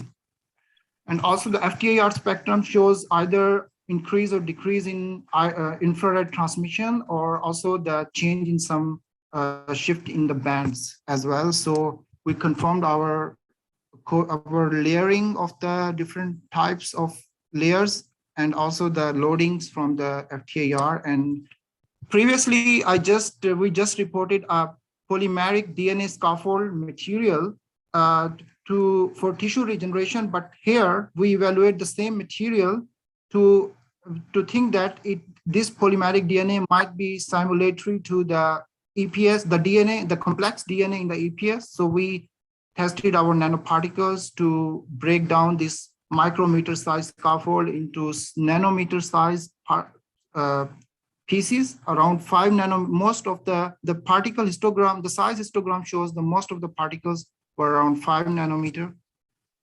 And the biocompatibility study on the MC3T3E1 fibroblast shows even the highest dose retained the viability of more than 60% or 50% cells. So they were quite biocompatible. And also the live cell biomarker, for example, DIL-dye also showed high fluorescence, showing that the cells were still alive, and also from the confocal microscopy. Sorry, not confocal, this is fluorescence microscopy. So the bacterial experiments, different nanoparticles, although the free drug and free enzyme also showed the size, the dose-dependent decrease in the bacterial viability, but the complex multi-layered nanoparticles loaded with DNase and vancomycin showed maximum decrease in the bacterial viability. And if we see the 3D images using Imaris software, and we can see that only magnetic nanoparticle and applying magnetic field, they produced thick sheet when the particle were, when we applied magnetic field, the different layers, they were compact together, and all those magnetic nanoparticles traverse a little bit, but due to their movement, it formed the thick sheet. But for DNase, due to the sustained release action of DNase, it formed some nanochannels in the biofilm, and the nanoparticles reached up to the bottom and homogeneously traversed different layers of the biofilm.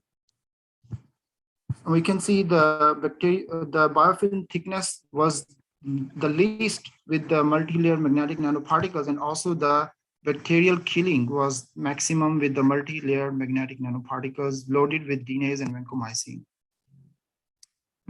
And when we did half-well assay using the tip of the magnet applied to the half-well, and then we see maximum eradication at the half of where we were applying the tip of the magnet, and the bacteria was still alive, and at the other half where we didn't apply the magnet. So the effect of magnetic field as well as DNase both help for the traversing of the nanoparticles. And if we talk about S-mutant experiment, the multi-layer magnetic nanoparticles, they showed red spots even at the bottom of the biofilm. That shows maximum eradication. And similarly with E. faecalis, and also with, if we see the graphs, then we can see the biofilm depth, like the penetration of the nanoparticles. A biofilm depth means thickness of the biofilm was least with the multi-layered magnetic nanoparticles loaded with vancomycin and DNase, and the biofilm penetration was maximum with these particles, and also the biofilm eradication as shown by the orange line. And if we see the mixed species biofilm of S. mutans and E. faecalis, we can see the similar results, and we can see after applying multi-layer magnetic nanoparticles loaded with DNase and vancomycin, the thickness was minimum, and also the bacteria was dead even at the bottom layer of the biofilm. And similar trend was obtained on overall experiment, like the multi-layer magnetic nanoparticles loaded with DNase and vancomycin showed maximum decrease in the thickness of the biofilm, and also the increased penetration of the biofilm, and also the biofilm eradication was maximum with the vancomycin and DNase loaded multi-layer magnetic nanoparticles. And even in some experiments, we see the 100% eradication of the 100% decrease in the bacterial viability, because all the bacteria are red. And but on the control-free DNase vancomycin solution, we can see many red and green bacteria, so they didn't eradicate very effectively. We can see from the confocal results.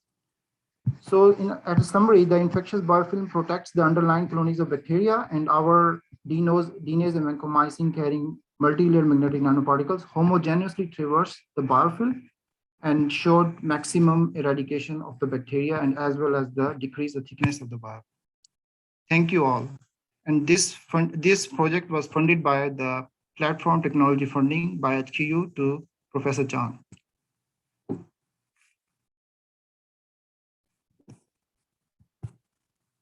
So do you, anybody has any question? Because I'm chairing the session, so I will ask about the opinion of different people.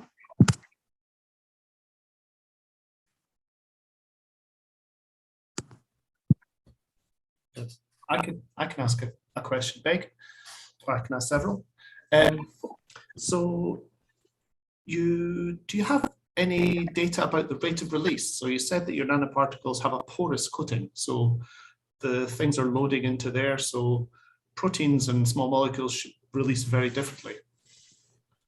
Yes, actually, one experiment that I did about release is the degradation of the DNA, because we studied the time-dependent degradation of the DNA by the nanoparticles, and also we also did some precipitation and like segmentation, and then from the supernatant, we from the UV visible spectroscopy, we calculated the concentration, and I observed that the release is like up to the maximum release is up to 5 or 6 hours, not more than that. Right. So my second question is, have you done an analysis on the biofilms of S mutans and EFOCALs to determine how much DNA there actually is there? Because there's many other. No, molecules.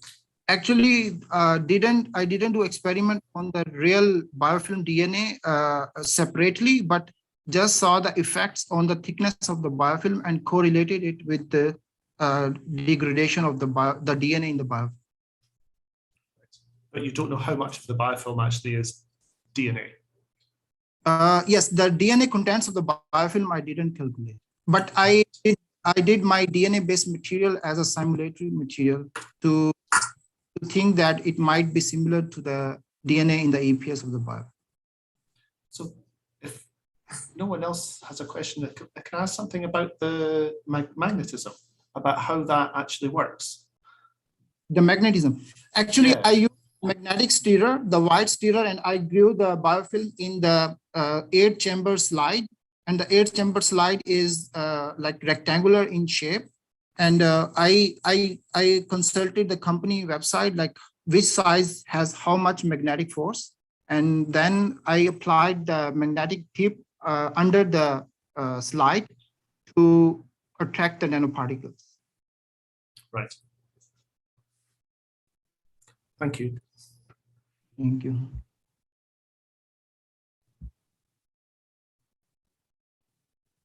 Okay, if you don't have any further questions, so we will move towards the next presenter. And the next scheduled presenter is Wen Thong Ko. Wen Thong Ko, are you here?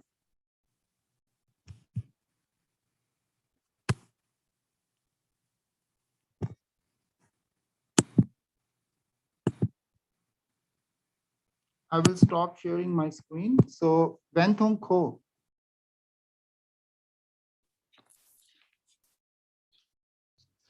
Hi, good afternoon. Wen Thong Ko, I can hear you. So although we didn't check your voice, so you should, without any delay, you can, your presentation is scheduled at 3:30 actually, but you can start now if you are okay.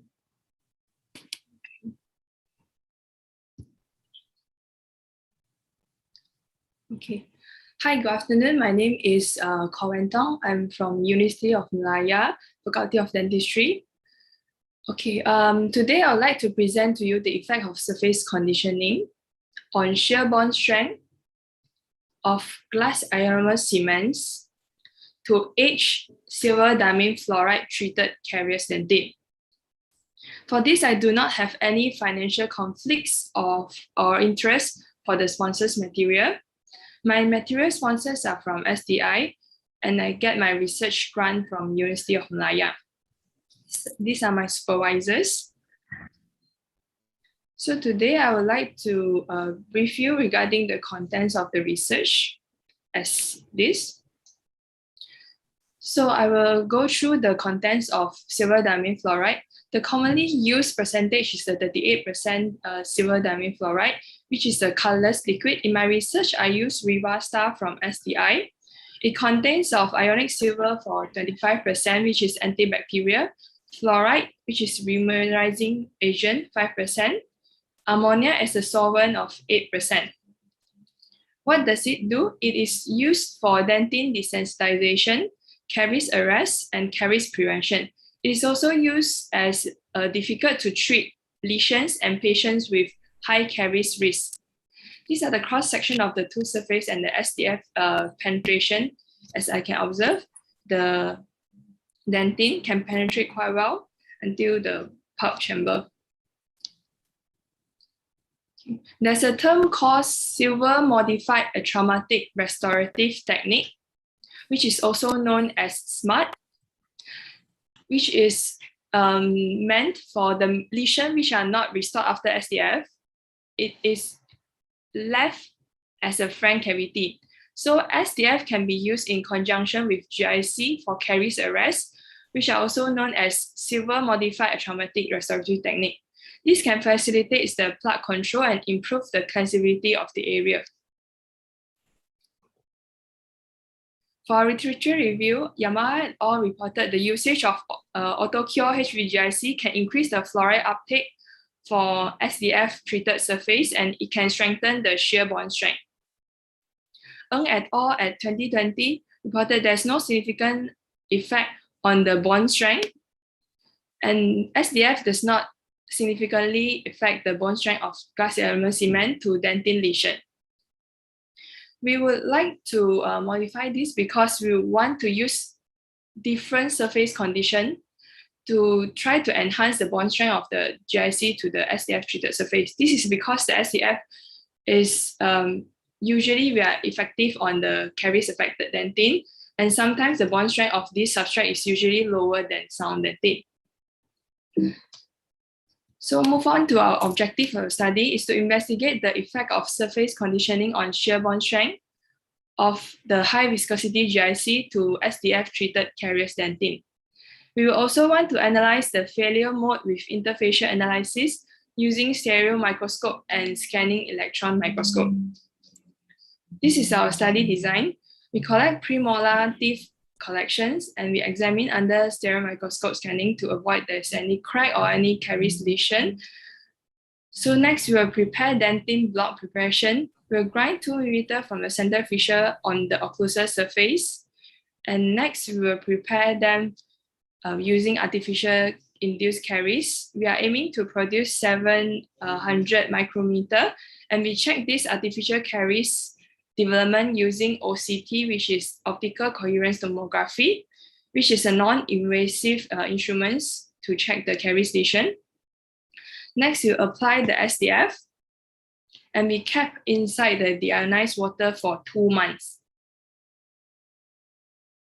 The artificial induced caries was induced by 7 days protocol using demineralizing agent and remineralizing agent, and we checked using OCT. Okay. For the study design, after the SDF was kept for 2 months, it is then grouped into 5 different surface conditioning, which is group A, the control deionized water, group B, 10 seconds polyacrylic acid, group C, 5 seconds phosphoric acid, group D, 5 seconds phosphoric acid and universal adhesive, group E, 5 seconds phosphoric acid and the RMGIC based adhesive. After the surface conditioning was placed, then the HVGIC were then placed, and we left 1 week on the artificial saliva before the shear bond strength and the stereo microscope SEM was carried out. These are the materials used for the study. Rivastar is a 38% SDF. We only use the SDF without the potassium iodide. For the Riva self-cure as the HVGIC, Riva conditioner for the polyacrylic acid, Zip bond as the universal adhesive, Super Ash, which is 37% phosphoric acid for 5 seconds. Riva bond LC will use as the RMGIC based adhesive. How to keep the very SDI jig were used in the study, and we do not need to remove the jig prior to the shear bond strength testing. The facial surface of the SDF jig was kept exactly parallel to the debonding force. These are my failure type. There are 3 types identified in the study, which is the adhesive failure, cohesive failure, and the mixed failure. So the result of the shear bond strength was obtained, and the group B has the highest shear bond strength noted in the study. Group E has the lowest shear bond strength noted in the study. Group D, however, reported all failure on the surface conditioning. The statistical analysis was normally distributed, and the results were tabulated using SPSS software. We analyzed using one-way ANOVA with Kruskal-Wallis test, and we used the rank-based non-parametric test. In our study, there's no significant differences in SBS were observed. This is the rank-based non-parametric test noted. For the distribution of failure modes for all experimental groups, mainly there are adhesive failure and mixed failure. For the scanning electron microscope, we have successfully captured 3 different surfaces of the preparation that reveal different surface morphology, which is at the group B, which is at the polyacrylic acid.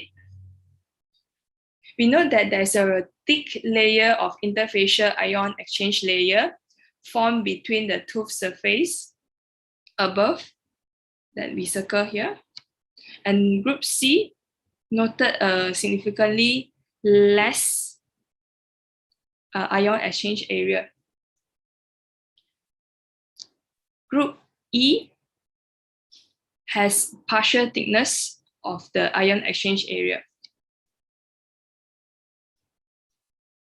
For discussion, as Carrie's arrest might differ between individuals, the experiment was carried out on 2 months after the application of SDF to make sure the SDF penetrates and forms a hardened surface layer.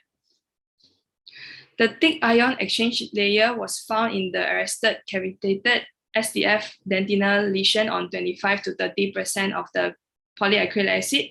This could be the reason of high bond strength noted in the group B.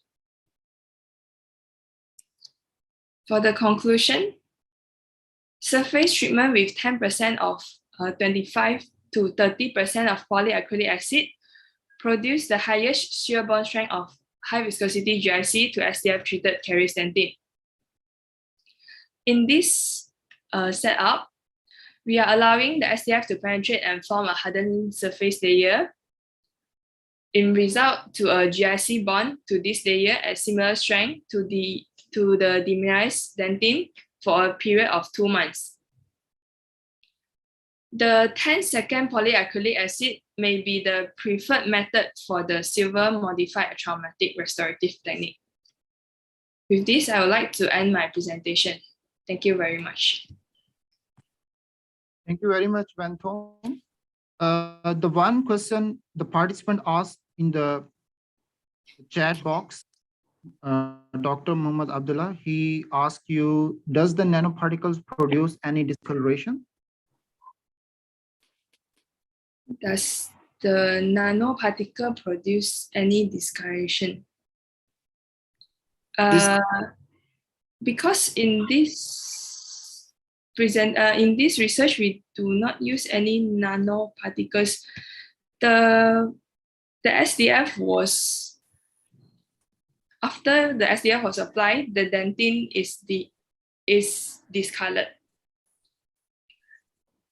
Okay. Anybody else? Do you have any question? I would like to ask you, can you just listen to a presentation? Okay, in your statistics, you mentioned that the results are not statistically significant. Is that correct?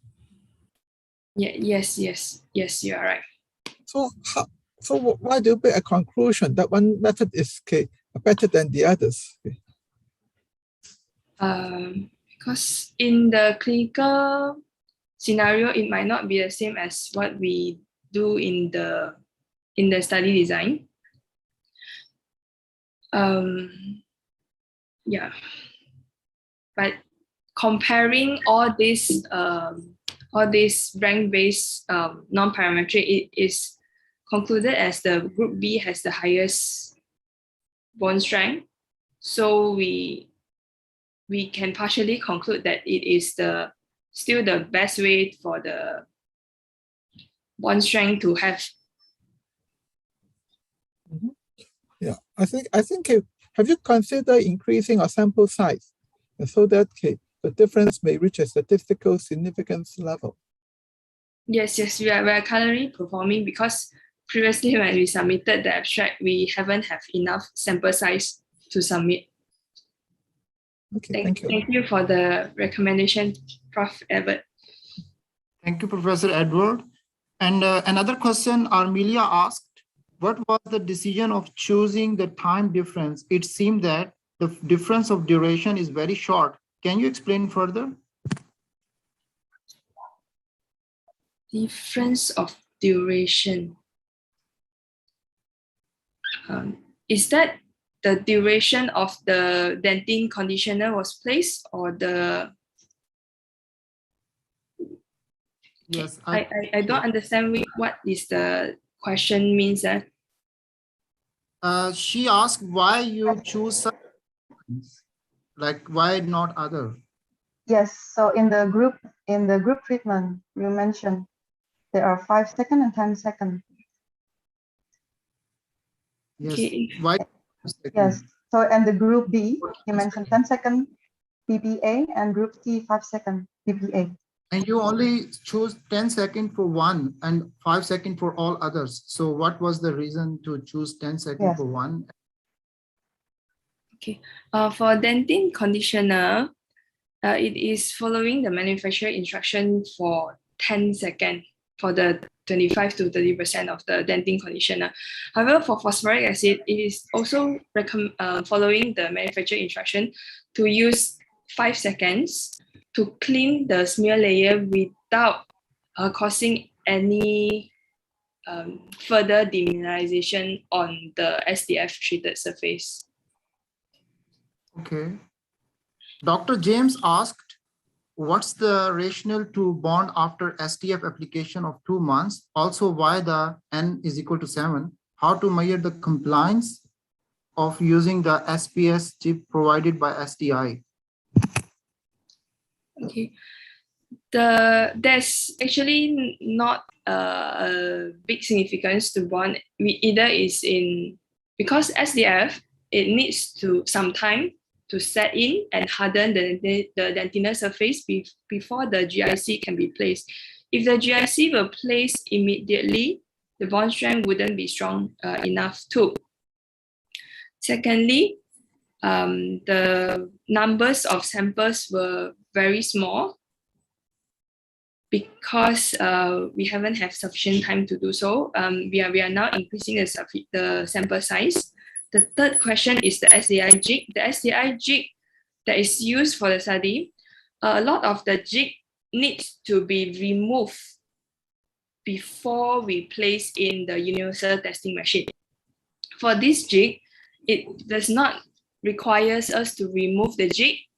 It can be placed onto the dentinal surface, and then we can directly use it to put in the universal testing machine to debond them. Okay, thank you very much, Van Thong. Now your time is over, and we will invite the third speaker of this session, Danesh Rukhaya. Thank you very much. You can now not share your screen anymore. Thank you. Thank you.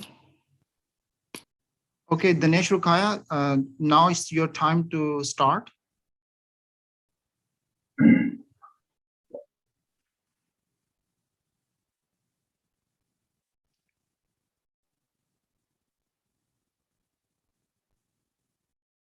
So, good afternoon, everyone.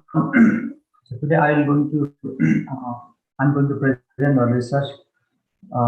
It is a basic research, but can be applied clinically.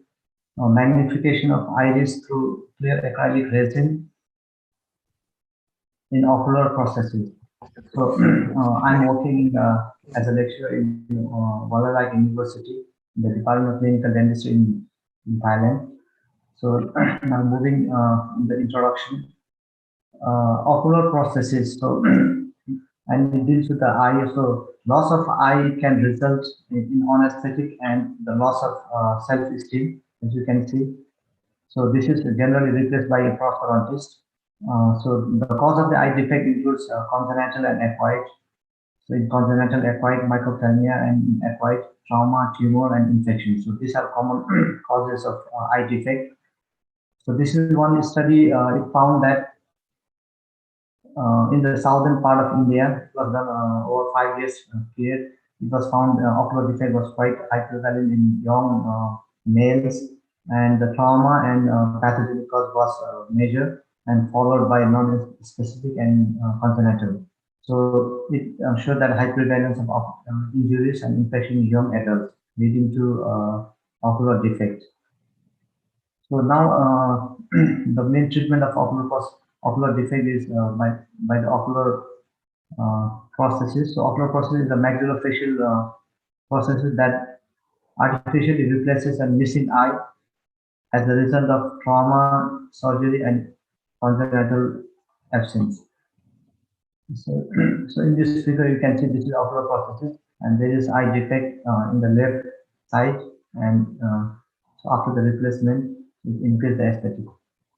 So, but there are common problems while fabrication of ocular processes. So these are like color not matching with the natural eye. So this in this case, this is not artificial eye, and so sometimes we cannot match 100% the color with the natural eye, and sometimes small eye opening, as you can see, and the iris size not similar to the normal eye. So this is a common complication. So the size of the iris is not equal to the normal eye.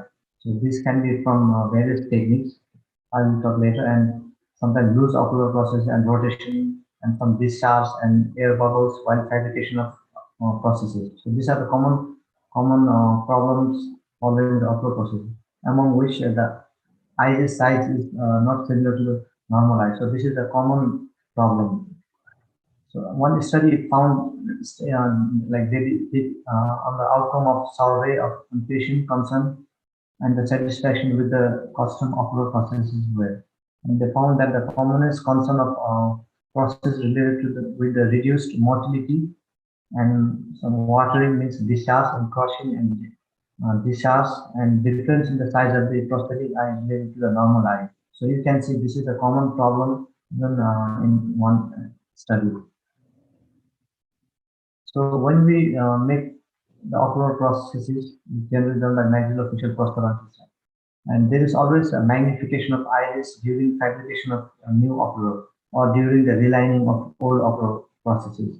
So when we fabricate, sometimes there is magnification, and when we measure the size of normal eye, and during the fabrication, it magnified, and it will be not like same with the natural eye, and which leads to anesthetic, and sometimes we have to make again new processes.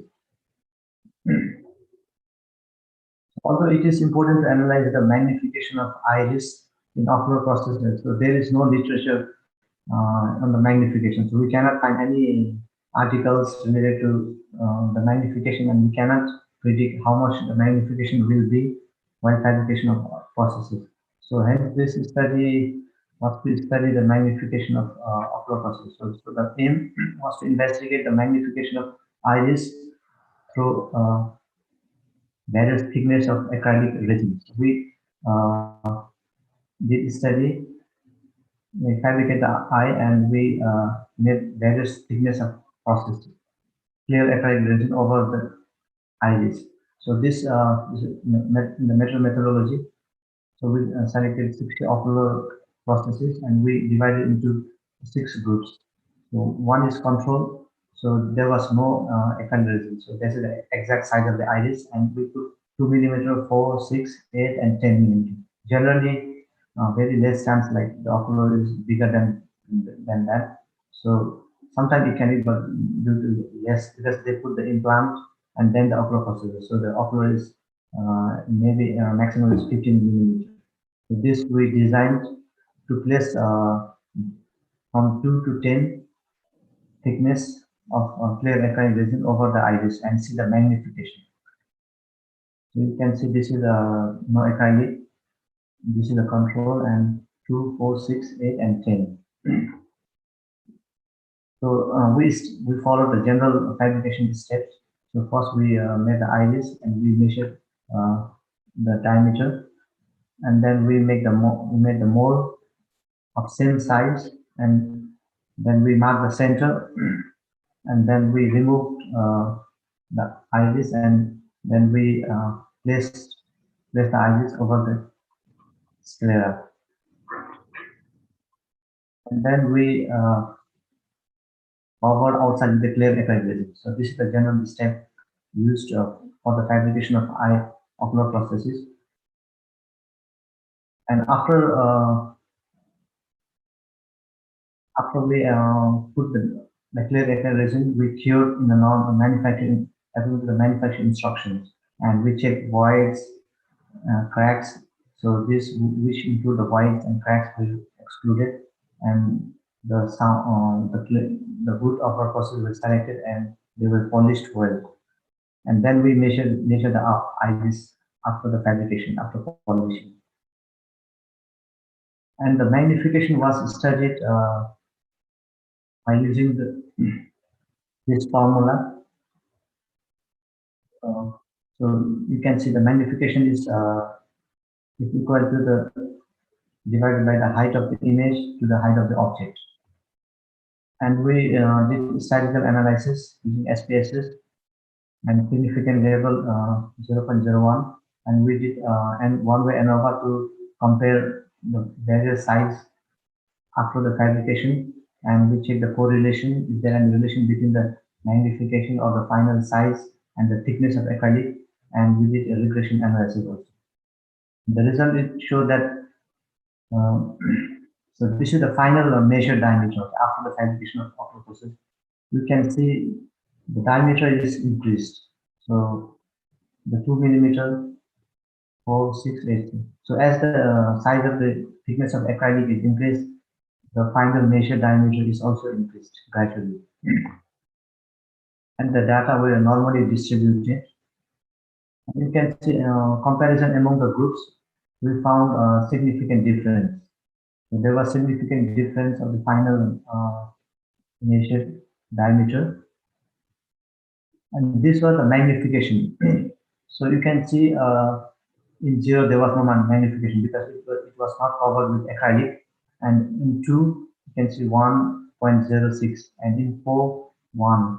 So it gradually increased. So when we reached 10 millimeter, so it was almost 1.3 times magnification. The data were also normal, and there was significant difference among the groups. The magnification was significant difference. And we tested the correlation, and we found strong positive correlation between the magnification and the thickness of acrylic, and the magnification with the final measured dimension. And the correlation was significant. So this is the scatter plot with the magnification and thickness of acrylic, and final measured diameter with the thickness of acrylic. In the model, we designed a mathematical model. So is how the relation of thickness and magnification. So we got this model, and magnification is equal to 0.204 thickness of clear acrylic plus 0.2. This is the model from analysis, and the final measured iris. So when you want to predict the final iris after the magnification, so we can use this model, like 0.0629 thickness of acrylic plus 9.55. This is from the regression analysis. So now discussion. Studying the magnification of iris in clear acrylic in our process is important in selecting the proper size of iris in fabrication of ocular processes and during the relining procedure. Because in Asia, the ocular processes might be cheap, but in developed countries, the fabrication of ocular processes is very expensive and they need to be in long queue. Like sometimes even in Thailand, they have to be almost 6 months or 1 year queue in some hospitals. So if we not make the proper iris, and if we need to make again, so it will waste a lot of time for the patient and for the clinician also. So we conducted this research to study the magnification of clear acrylic resin in ocular processes. So the magnification is due to the refraction of light and the clear acrylic resin acting as a lens. So you can see when this is the sclera, and when we put the iris and we cover with acrylic, clear acrylic. So this is refraction of light, and which causes the magnification. And the refraction is the bending of light as it passes from one transparent object to the another. And the refractive index is a measure of bending of light when it passes from one medium to another medium. So this here we can see two medium. One is acrylic resin and another is air. So you can see there is a difference in the refractive index. So that's why the magnifications occur due to the refraction. And in ocular processes, you can see the light coming from the iris is passed through the clear acrylic and then to the ear. So there is a bending of light, and the actually this is the actual iris, but when we see the magnified iris. So, and the change of direction of light is caused by the change of the speed of light. And in case of ocular process, it results when the light coming from the iris passes through the clear acrylic resin into the ear. So these are the two models that can be used to predict the magnification and the final diameter of the iris while fabrication or during the relining of ocular processes. And not only in the ocular process, but this can be used as a guide when we use the clear acrylic resin, like fabrication of various models, study models, or some processes. The limitation of this study is the magnification was studied only by taking the size 10. So we take control as only 10. Sometimes they can be 10.5 or 11 size in the patient. So we did only selecting the 10. The maximum size we selected was 10 millimeters thickness of acrylic. So this study can be extended by selecting the various size of the iris and the various can be little bit more thickness and including more samples.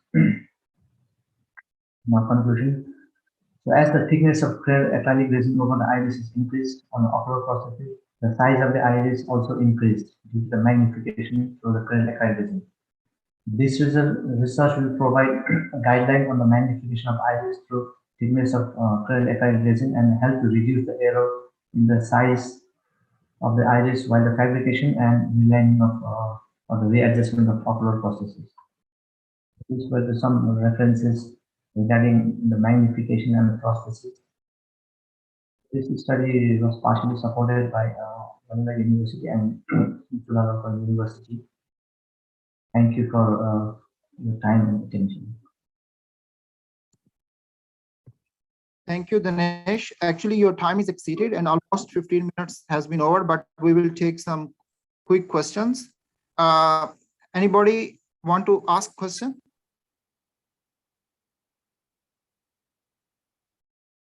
Okay, then I will ask you, acrylic acids are usually very hard when they are solid and very viscous when you dissolve them. So is it harmful for the iris? No. When we make the ocular processes, we after curing, like purely curing, we polish well. So there is no any sharp points or sharp edges where we make the rounded. So okay. So is it completely biocompatible? Yes, it's biocompatible. Okay. Thank you very much. Actually, your time is exceeded already, so we will finish it. Thank you. Thank you. So we will invite now the next presenter, Pichaporn Kusago. Pichaporn Kusago. Thank you. You can start now. We can see your presentation.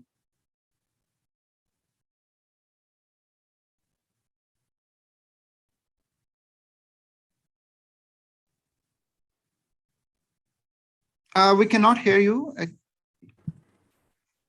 Hello, can you hear me? Now it's okay. Now it's okay. You can continue. Okay. Good afternoon, everyone. I'm glad to have the opportunity to give these presentations. My topic today is the accuracy of various digital impressions for complete art implant support prosthesis. Let me introduce myself. My name is Pichaporn Kusago, graduate student from Pin Om Songkhla University, Thailand. These research are guided by two mentors, Dr. Shashwin and Professor Bullard Kuketakul.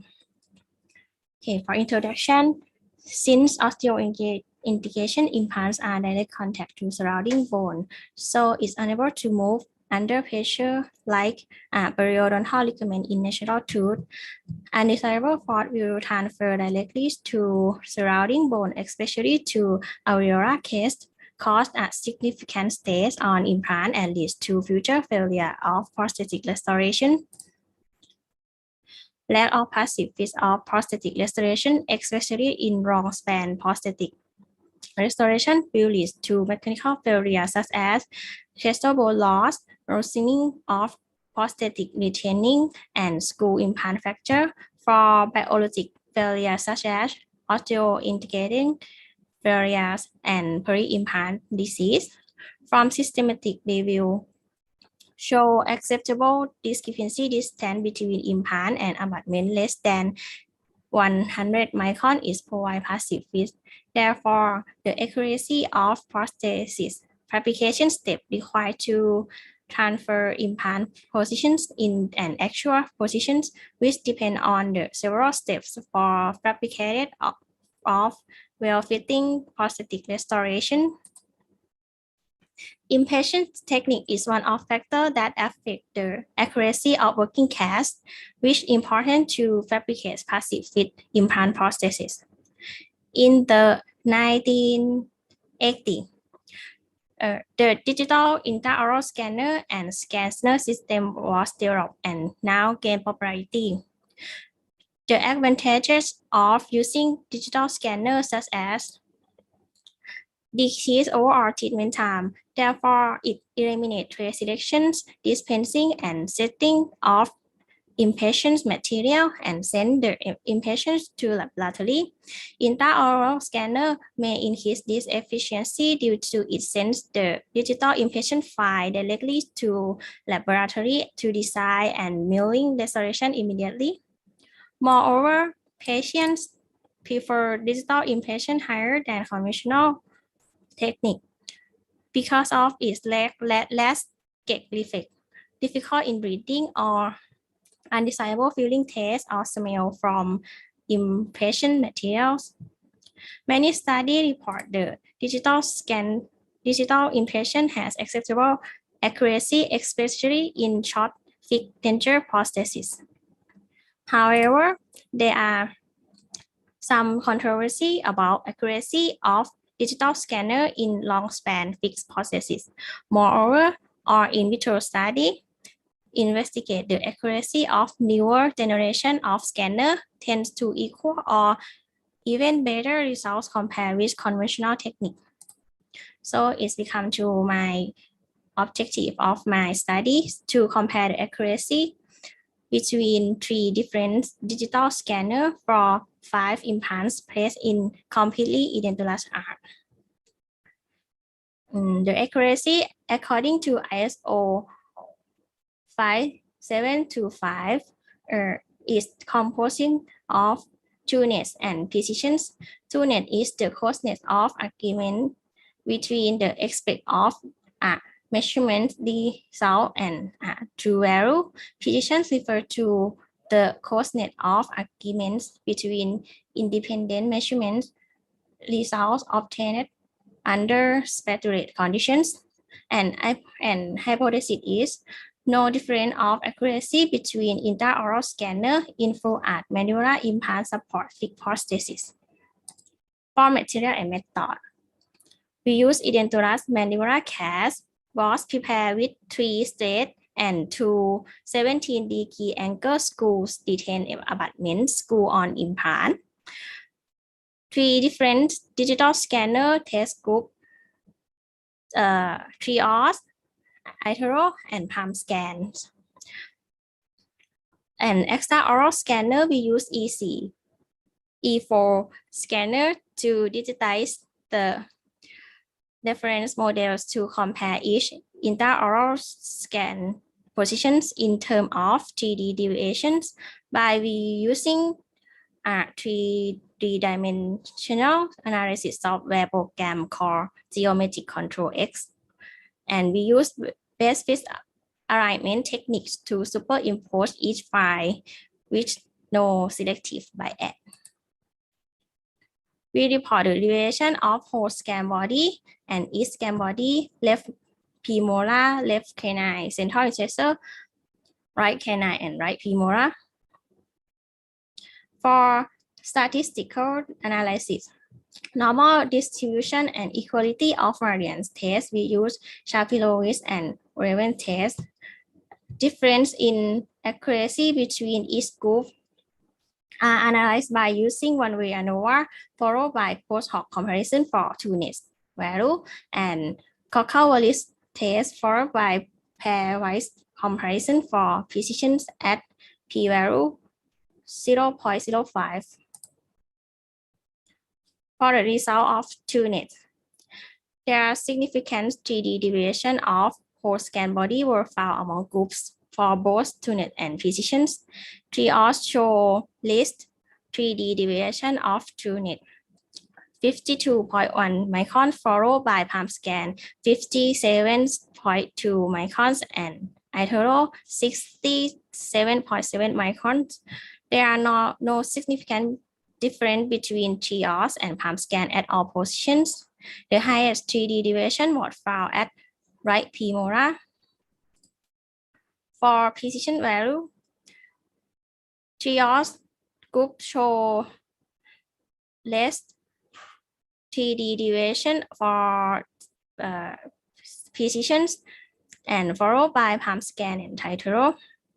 The highest 3D deviation were found in the position of right premolar, same as two-nest, and no significant difference between palm scan and iTero.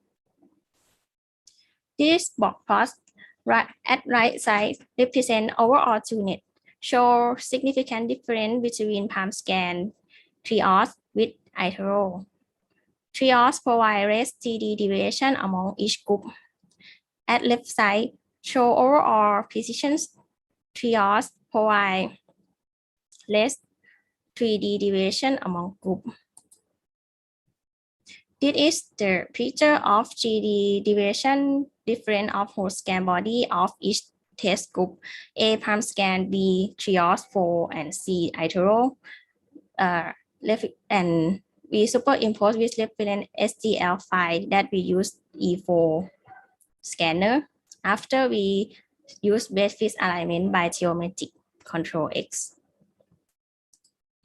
For discussions, the null hypothesis was rejected since the results show significant difference among 3 digital scanners for both two-net and precision in 3D deviation. The last step, this discrepancy were found at the scan body which located at position of right premolar, which is as endpoint of scan process. The result of R show mean error lower than the clinical acceptable threshold of 100 microns, and for limitation of my study is did not represent the clinical conditions such as mucosal saliva, which might affect to the accuracy. Conclusions: the complete digital implant impression using 3 or 4 scanner was significant more accuracy than others. Highest 3D deviations were found in the right premolar position in our group. Thank you. Thank you very much for your presentation. Now I open the floor for the discussion and question and answer. So the audience will ask the questions. So anybody have any question?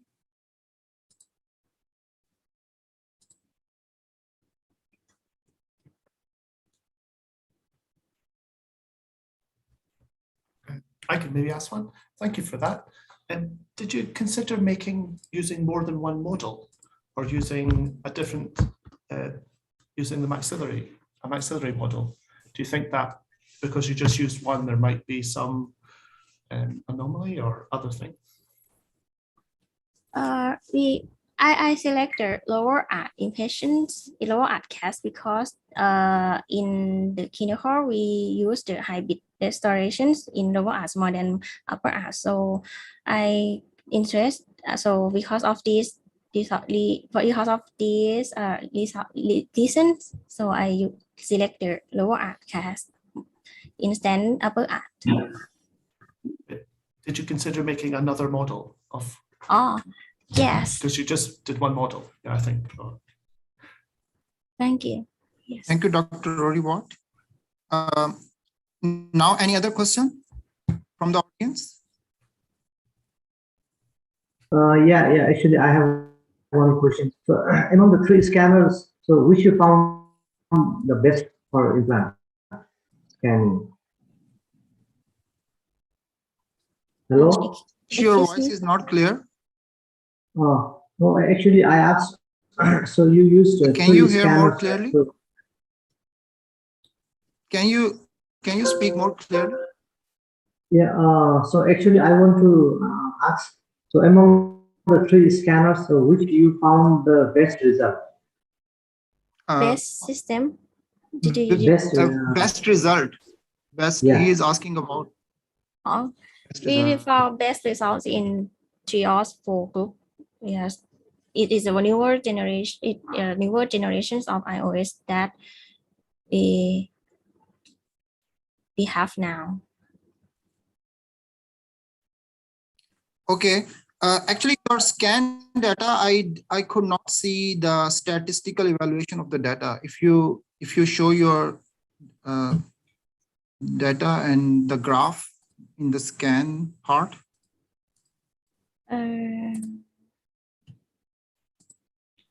Excuse me.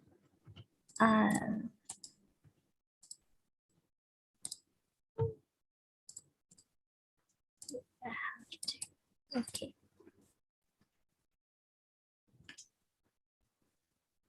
This one. Yeah, you need to. I think we cannot see any statistical evaluation.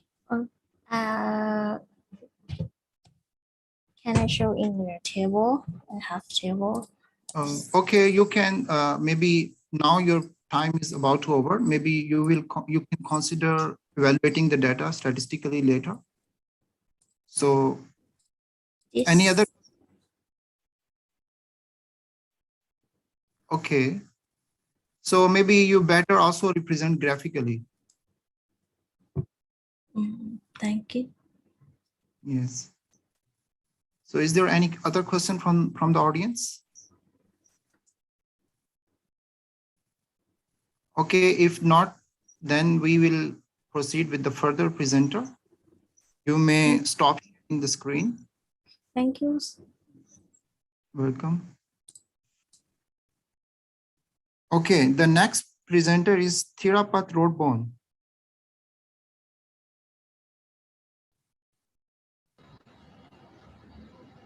Okay, so you can start now. Is it fused? Excuse me, sorry.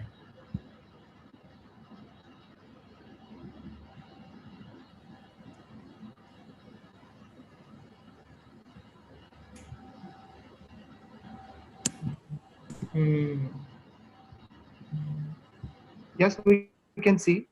Okay. Yes, you can go ahead. Okay, can anyone see clearly, right? Yes, we can see clearly. Yes, we can see clearly. Good afternoon, everyone. My name is Thirapat Rodbone. I'm a postdoc of Faculty of Dentistry, Chulalongkorn University, Bangkok, Thailand. I would like to present my work in the title of Magnetic Burr Printing, Improved Viability of Three-Dimensional Lacrimal Gland Organoids. But before I start about my presentation, I would like to introduce you to know about what is the lacrimal gland first, because I know that it's quite not familiar with this of us. And actually my background is not dentist, I'm pathologist, so I was focused on this gland because this gland is the tear producing gland, and it was classified as one of the craniofacial exocrine gland as well as salivary gland.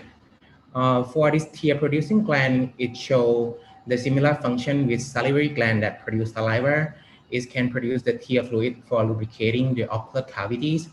And we know that both of the lacrimal gland and salivary gland can also share the overlappings of developmental steps during the embryogenesis. And it also shows the similarity in terms of molecular regulation during the embryogenesis. In adult, they both show the similar structure of histology. For example, like they compose of 3 main cellular compartments, like acina cells compartment that can be both of the secretory acina cells or mucous acina cells that can produce the tear fluids or produce the saliva fluid. It's also composed of the ductal cell compartment and myoepithelial cell compartment work reciprocally to function as secretory gland.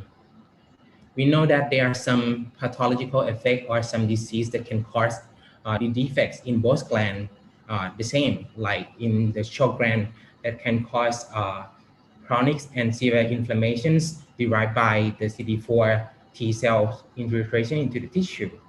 This inflammation can cause the cell death and it will make the malfunction of salivary gland and lacrimal gland. For this reason, the patient who have Sjogren will lack of the tear or lack of the saliva production and can cause dry eye and dry mouth syndrome respectively. But the current study about the lacrimal gland and the treatment in lacrimal gland disease is not much enough yet because we still lack of knowledge about this lacrimal gland. We know that we can use some model to study the lacrimal gland disease. For example, like people use animal models to study this lacrimal gland disease. For example, they use mice, use rabbits or pigs and induce the inflammation or induce the aging inside the lacrimal gland of them by using inflammatory cells or inject by using the inflammatory cytokine or induce the damage of the gland by using the oxidative stress agent. However, according to the suggestion of WHO to reduce, replace, and refine the animal model for this reason, in every year the in vitro models is increased and we try to avoid using the animal experiment models. Currently, the 3D cell culture or a platform to create the 3D cells organoids from the lacrimal gland is in the spotlight because this year we got in the Professor Han team, they got the organoid that can recapitulate the native organ of the lacrimal gland. But however, this novel technology still lacks of reproducibility on the biofabrication, and also the metric that they use for this system is tumor-based extracellular metric, and it derived from animals. The current study that use ECM to culture the 3D lacrimal gland organoids, people normally use two matrices like the matrix gels and the basement membrane extracts. But as I told you previously, it still have some limitation that not bring this technology, with quite difficult to bring this technology for the future application. For this reason, our study currently be focusing on the ECM-free bioassembly assays, particularly in the magnetic 3D bioprinting system or M3DB. Based on this system, we can use the magnetic nanoparticle that contain the polyallyl. This nanoparticle is biocompatible to the cell and not interfere the physiological response of the cells. It can bind partially to the membrane of the cells, and then we can gather them together to become the spheroid-like structure by using the magnetic driver. In this case, we use the magnetic dot to bring the cell to become the spheroid or the organoid. Previously, our group successfully created the functional innovated human salivary gland organoids. This project is collaborated with Dr. Glauco from Grinders, and we use the M3DB system to create the innovative human salivary gland organoid. That you can see that the organoid that our group can create, it express the aquaporin 5 marker, which represent the secretory acina cells inside. But we know that we still lack of the bioprinting platform for biofabrications of reproducible lacrimal gland organoids that do not rely on the tumorigenic ECM. And in this study, we aim to develop the reproducible platform for organoids, lacrimal gland organoid biofabrication by using this system.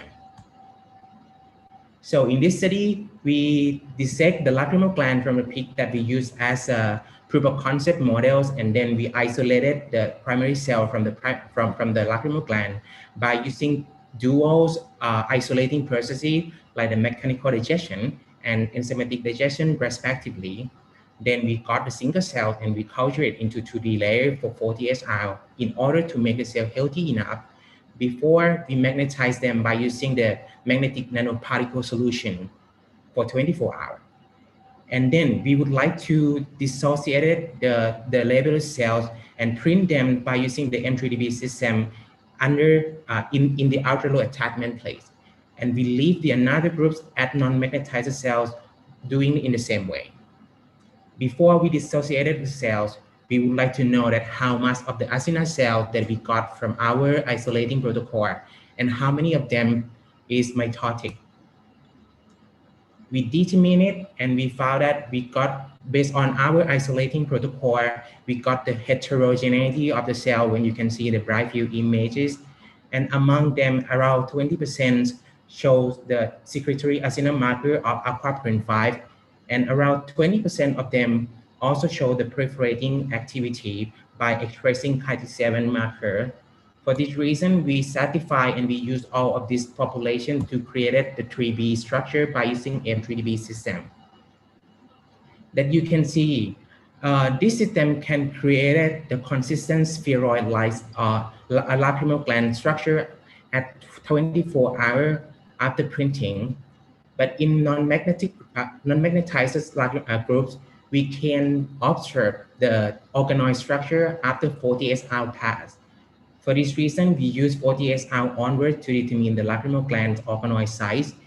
And we found that in magnetized groups, the organoid increased at, in terms of size at 96 hours when compared with 48 hours. Moreover, they were not significantly different between two groups. This because of non-magnetized groups show a wide variation in terms of size when compared with the magnetized group. That means the magnetized groups show more consistent to create the lacrimal gland organoids. You can see the video below that represent how easy and how easy to handling this organoid by using the magnetic pen, because the organoid that we created is quite consistent and is respond. It can be triggered on toward the magnetic pen.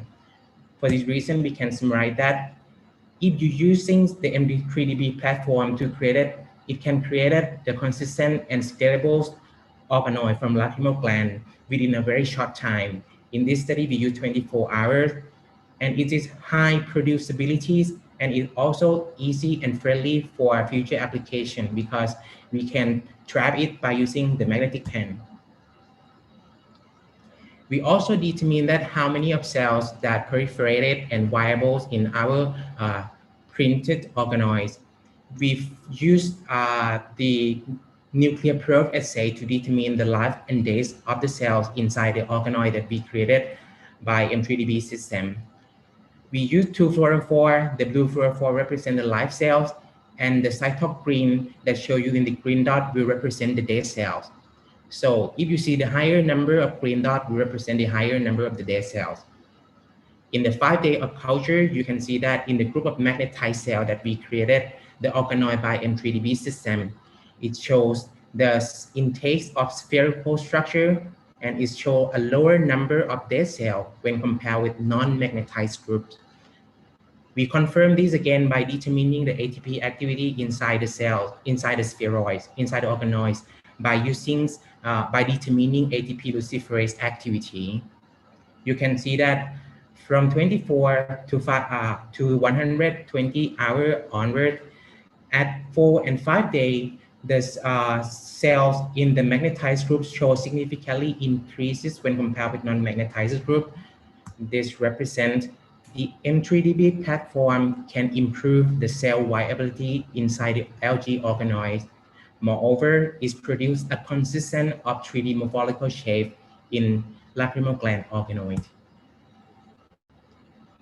We also would like to know that these organoids that we created by M3DB system still express the secretory epithelial markers aquaporin 5 or not.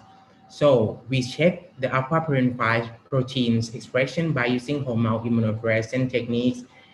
And then we use the orthogonal projection to track the location of the acinar cell, and we found that the algae organoid fabricated by this system contain the secretory acinar cell marker of aquaporin 5.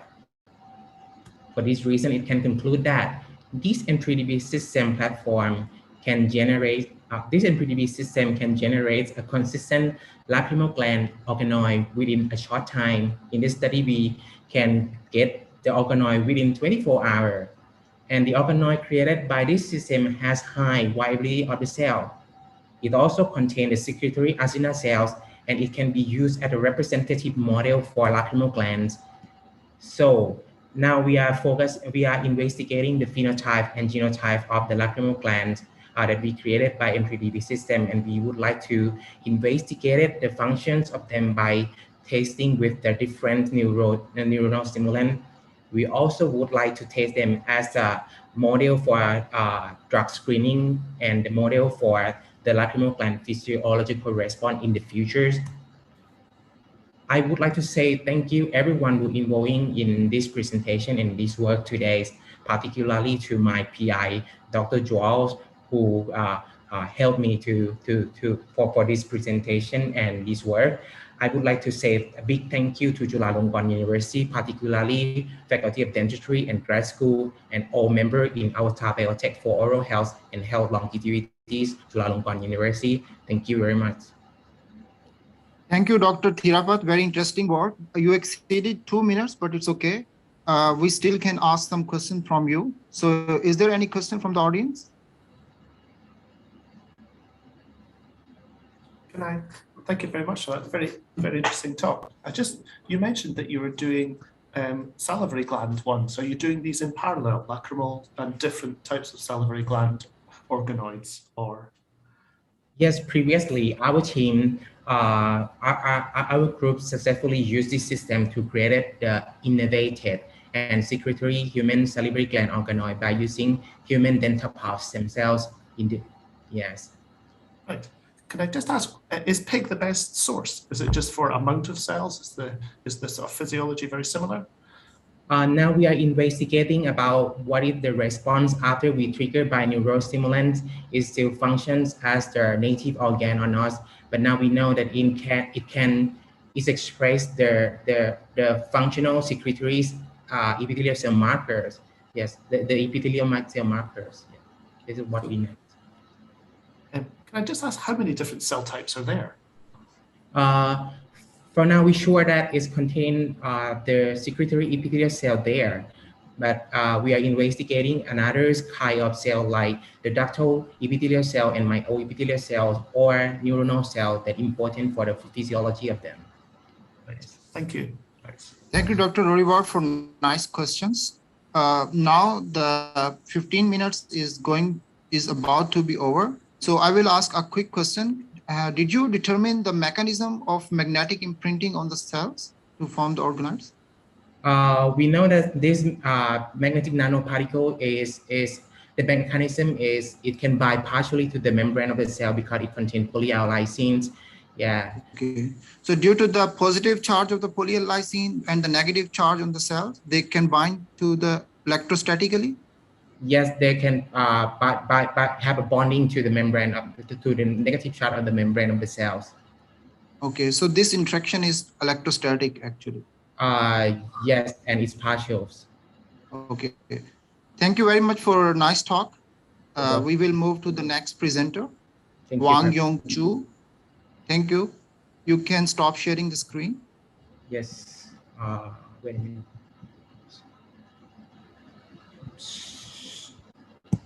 Sorry. I am here. Can you hear me? Yes, Wang, Dr. Wang. Okay. You May can I share my photograph? 1 minute. He will unshare first. Okay. Dr. Thirapat, kindly. Yeah, now is okay. So share your screen.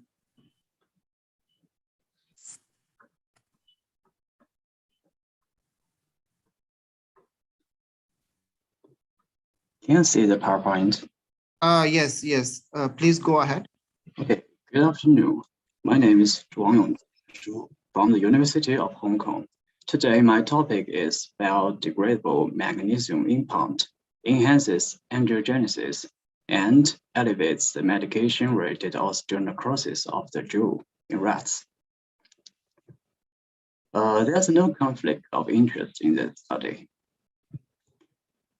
anti-resorptive and anti-androgenic medications, such as bisphosphonate, denosumab, are most commonly used for treating the osteoporosis, various kinds of tumors, as well as for preventing the bone metastasis in the cancer patients, which are a kind of useful and successful medications.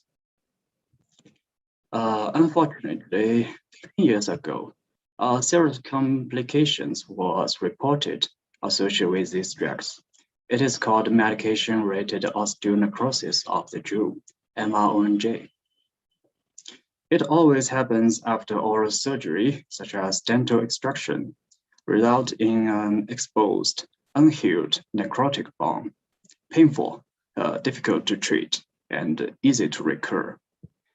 This disease is what this study focuses on. When we look at the pathogenesis mechanism of MRONG, such as suppression of the bone remodeling, the inflammation and the infection, and the inhibition of angiogenesis, we put our sights on a metal, magnesium. Its tissue regeneration effects might be possibly can antagonize the pathogenesis of MRONJ. Since there is a research gap here, that no study has investigated the effects of magnesium on MRONJ. So after several preliminary experiments, we made this hypothesis. The biodegradable magnesium implant could elevate the development of MRONJ via enhancing angiogenesis. So for this study, first we established an animal model, tried to simulate an anti-resorptive medication-treated patients receiving the jaw surgery. These rats received injections of bisphosphonate or Z-line, and then underwent the dental extraction, mandibular defect creation, and implant placement. These implants were titanium rod as a control or magnesium rod as a treat. The result, 8 weeks after surgery, we checked the development of MRONJ lesion. As we expected, the Z-line plus titanium group didn't develop any lesions of MRONJ. All bisphosphonate plus titanium group developed an MRONJ lesion, while the bisphosphonate plus magnesium group presents elevated MRONJ occurrence as compared to the bisphosphonate plus titanium group. Consistently, in the histological assessment, bisphosphonate plus magnesium group has significantly decreased osteonecrotic variables than the bisphosphonate plus titanium group. And we also checked the CT analysis of the bone regeneration in the mandibular defect. Bisphosphonate plus magnesium group had the accelerated bone regeneration as compared to the vehicle plus titanium and the bisphosphonate plus titanium groups. We also checked the expression of VEGF-A and the CGRP in the MRONJ lesion. They were highly expressed in the bisphosphonate plus magnesium group, which were indicating the effects of angiogenesis and osteogenesis. Next, we further introduced 3 new groups, give the injections of inhibitors of VEGF-A and CGRP. The bisphosphonate plus titanium group was set as a negative control. The bisphosphonate plus magnesium group was set as a positive control. Then bisphosphonate plus magnesium plus SU5416 was the group inhibiting VEGF, and the bisphosphonate plus magnesium plus BIBN was a group inhibiting CGRP. And the last one was a group simultaneously inhibiting both VEGF and CGRP. First, we conducted a microCT-based angiography test, showing the angiogenesis of magnesium in MRONJ could be inhibited by simultaneous blocking VEGF receptor and the CGRP receptor. Secondly, we analyzed the bone regeneration in the defect, found the osteogenesis effect of magnesium also were inhibited by blocking the VEGF receptor and the CGRP receptor. Finally, we compared the development of MRONJ among the 5 groups. The elevation effect of MRONJ was blocked in the bisphosphonate plus magnesium plus SU5416 plus BIBN group. So in summary, our study demonstrated that the biodegradable magnesium implant could elevate the development of MRONJ-like lesions, possibly via upregulating VEGF and the CGRP-mediated angiogenesis. Besides, a biodegradable magnesium-based implant have the potential to be developed as a normal internal fixation device for this patient at the risk of MRONJ. This study was supported by the University of Hong Kong State Fund Basic Research. Thank you for listening. Thank you, Dr. Wang Yong Chu. Now we will head towards the discussion session. So it is open for the audience. Anybody want to ask some questions?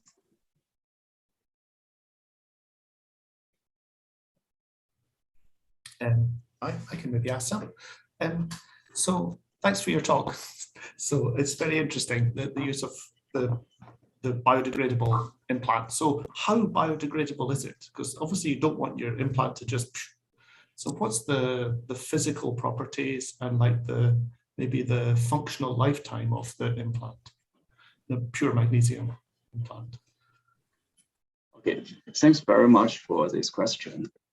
This material was fabricated in our corporate lab, which his physical property was modified. So this magnesium implant can be biodegraded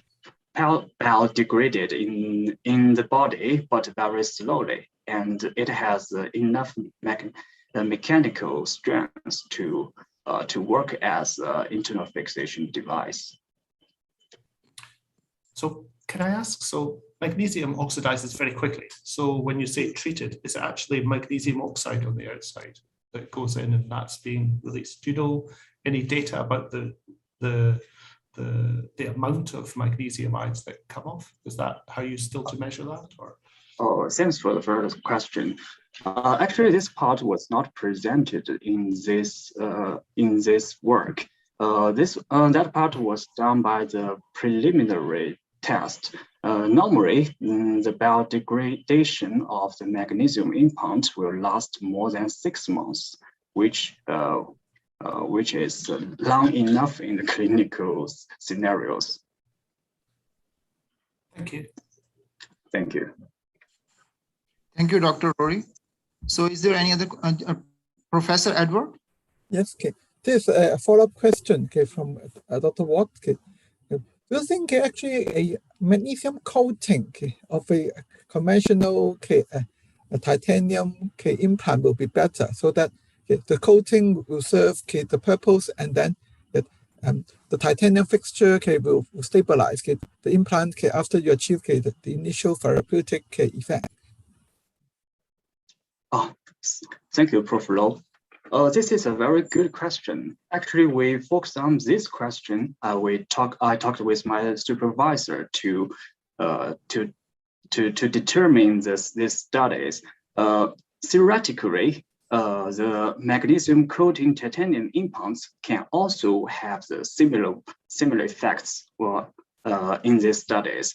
But for this specific disease, the medication-related osteonecrosis of the jaw, because it has a risk of the implant removal, which is a traumatic surgery, secondary surgery, which can be also be the trigger of the recurrence of this disease. So in this disease, we choose pure magnesium implants in case that this device can no longer to be removed by the secondary surgery.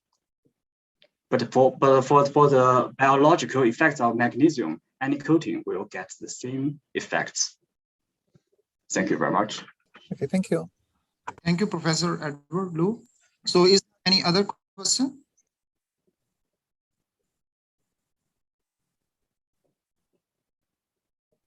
Okay, I would like to know like which magnesium salts did you try? Are there different magnesium salts that you try for their physical behavior, or you just applied in vivo? So what was the design of the experiment? Could you please repeat your question? Magnesium? Like which salt, which chemical specific to the magnesium you used? Only magnesium metal or something else? Like Yes, thank you very much for one further explanation. And in the methods, we only use two kinds of implants. One is a pure titanium, which is as a control, because in clinical we normally use a titanium device to fix it. Another is a treatment group, is a pure magnesium rods. Only two materials, one control, one treat. Okay, so this material is the magnesium rod is made up of purely magnesium or the specific compound from magnesium? It's a pure magnesium. Okay. Thank you very much. Thank you very much. So is there any question?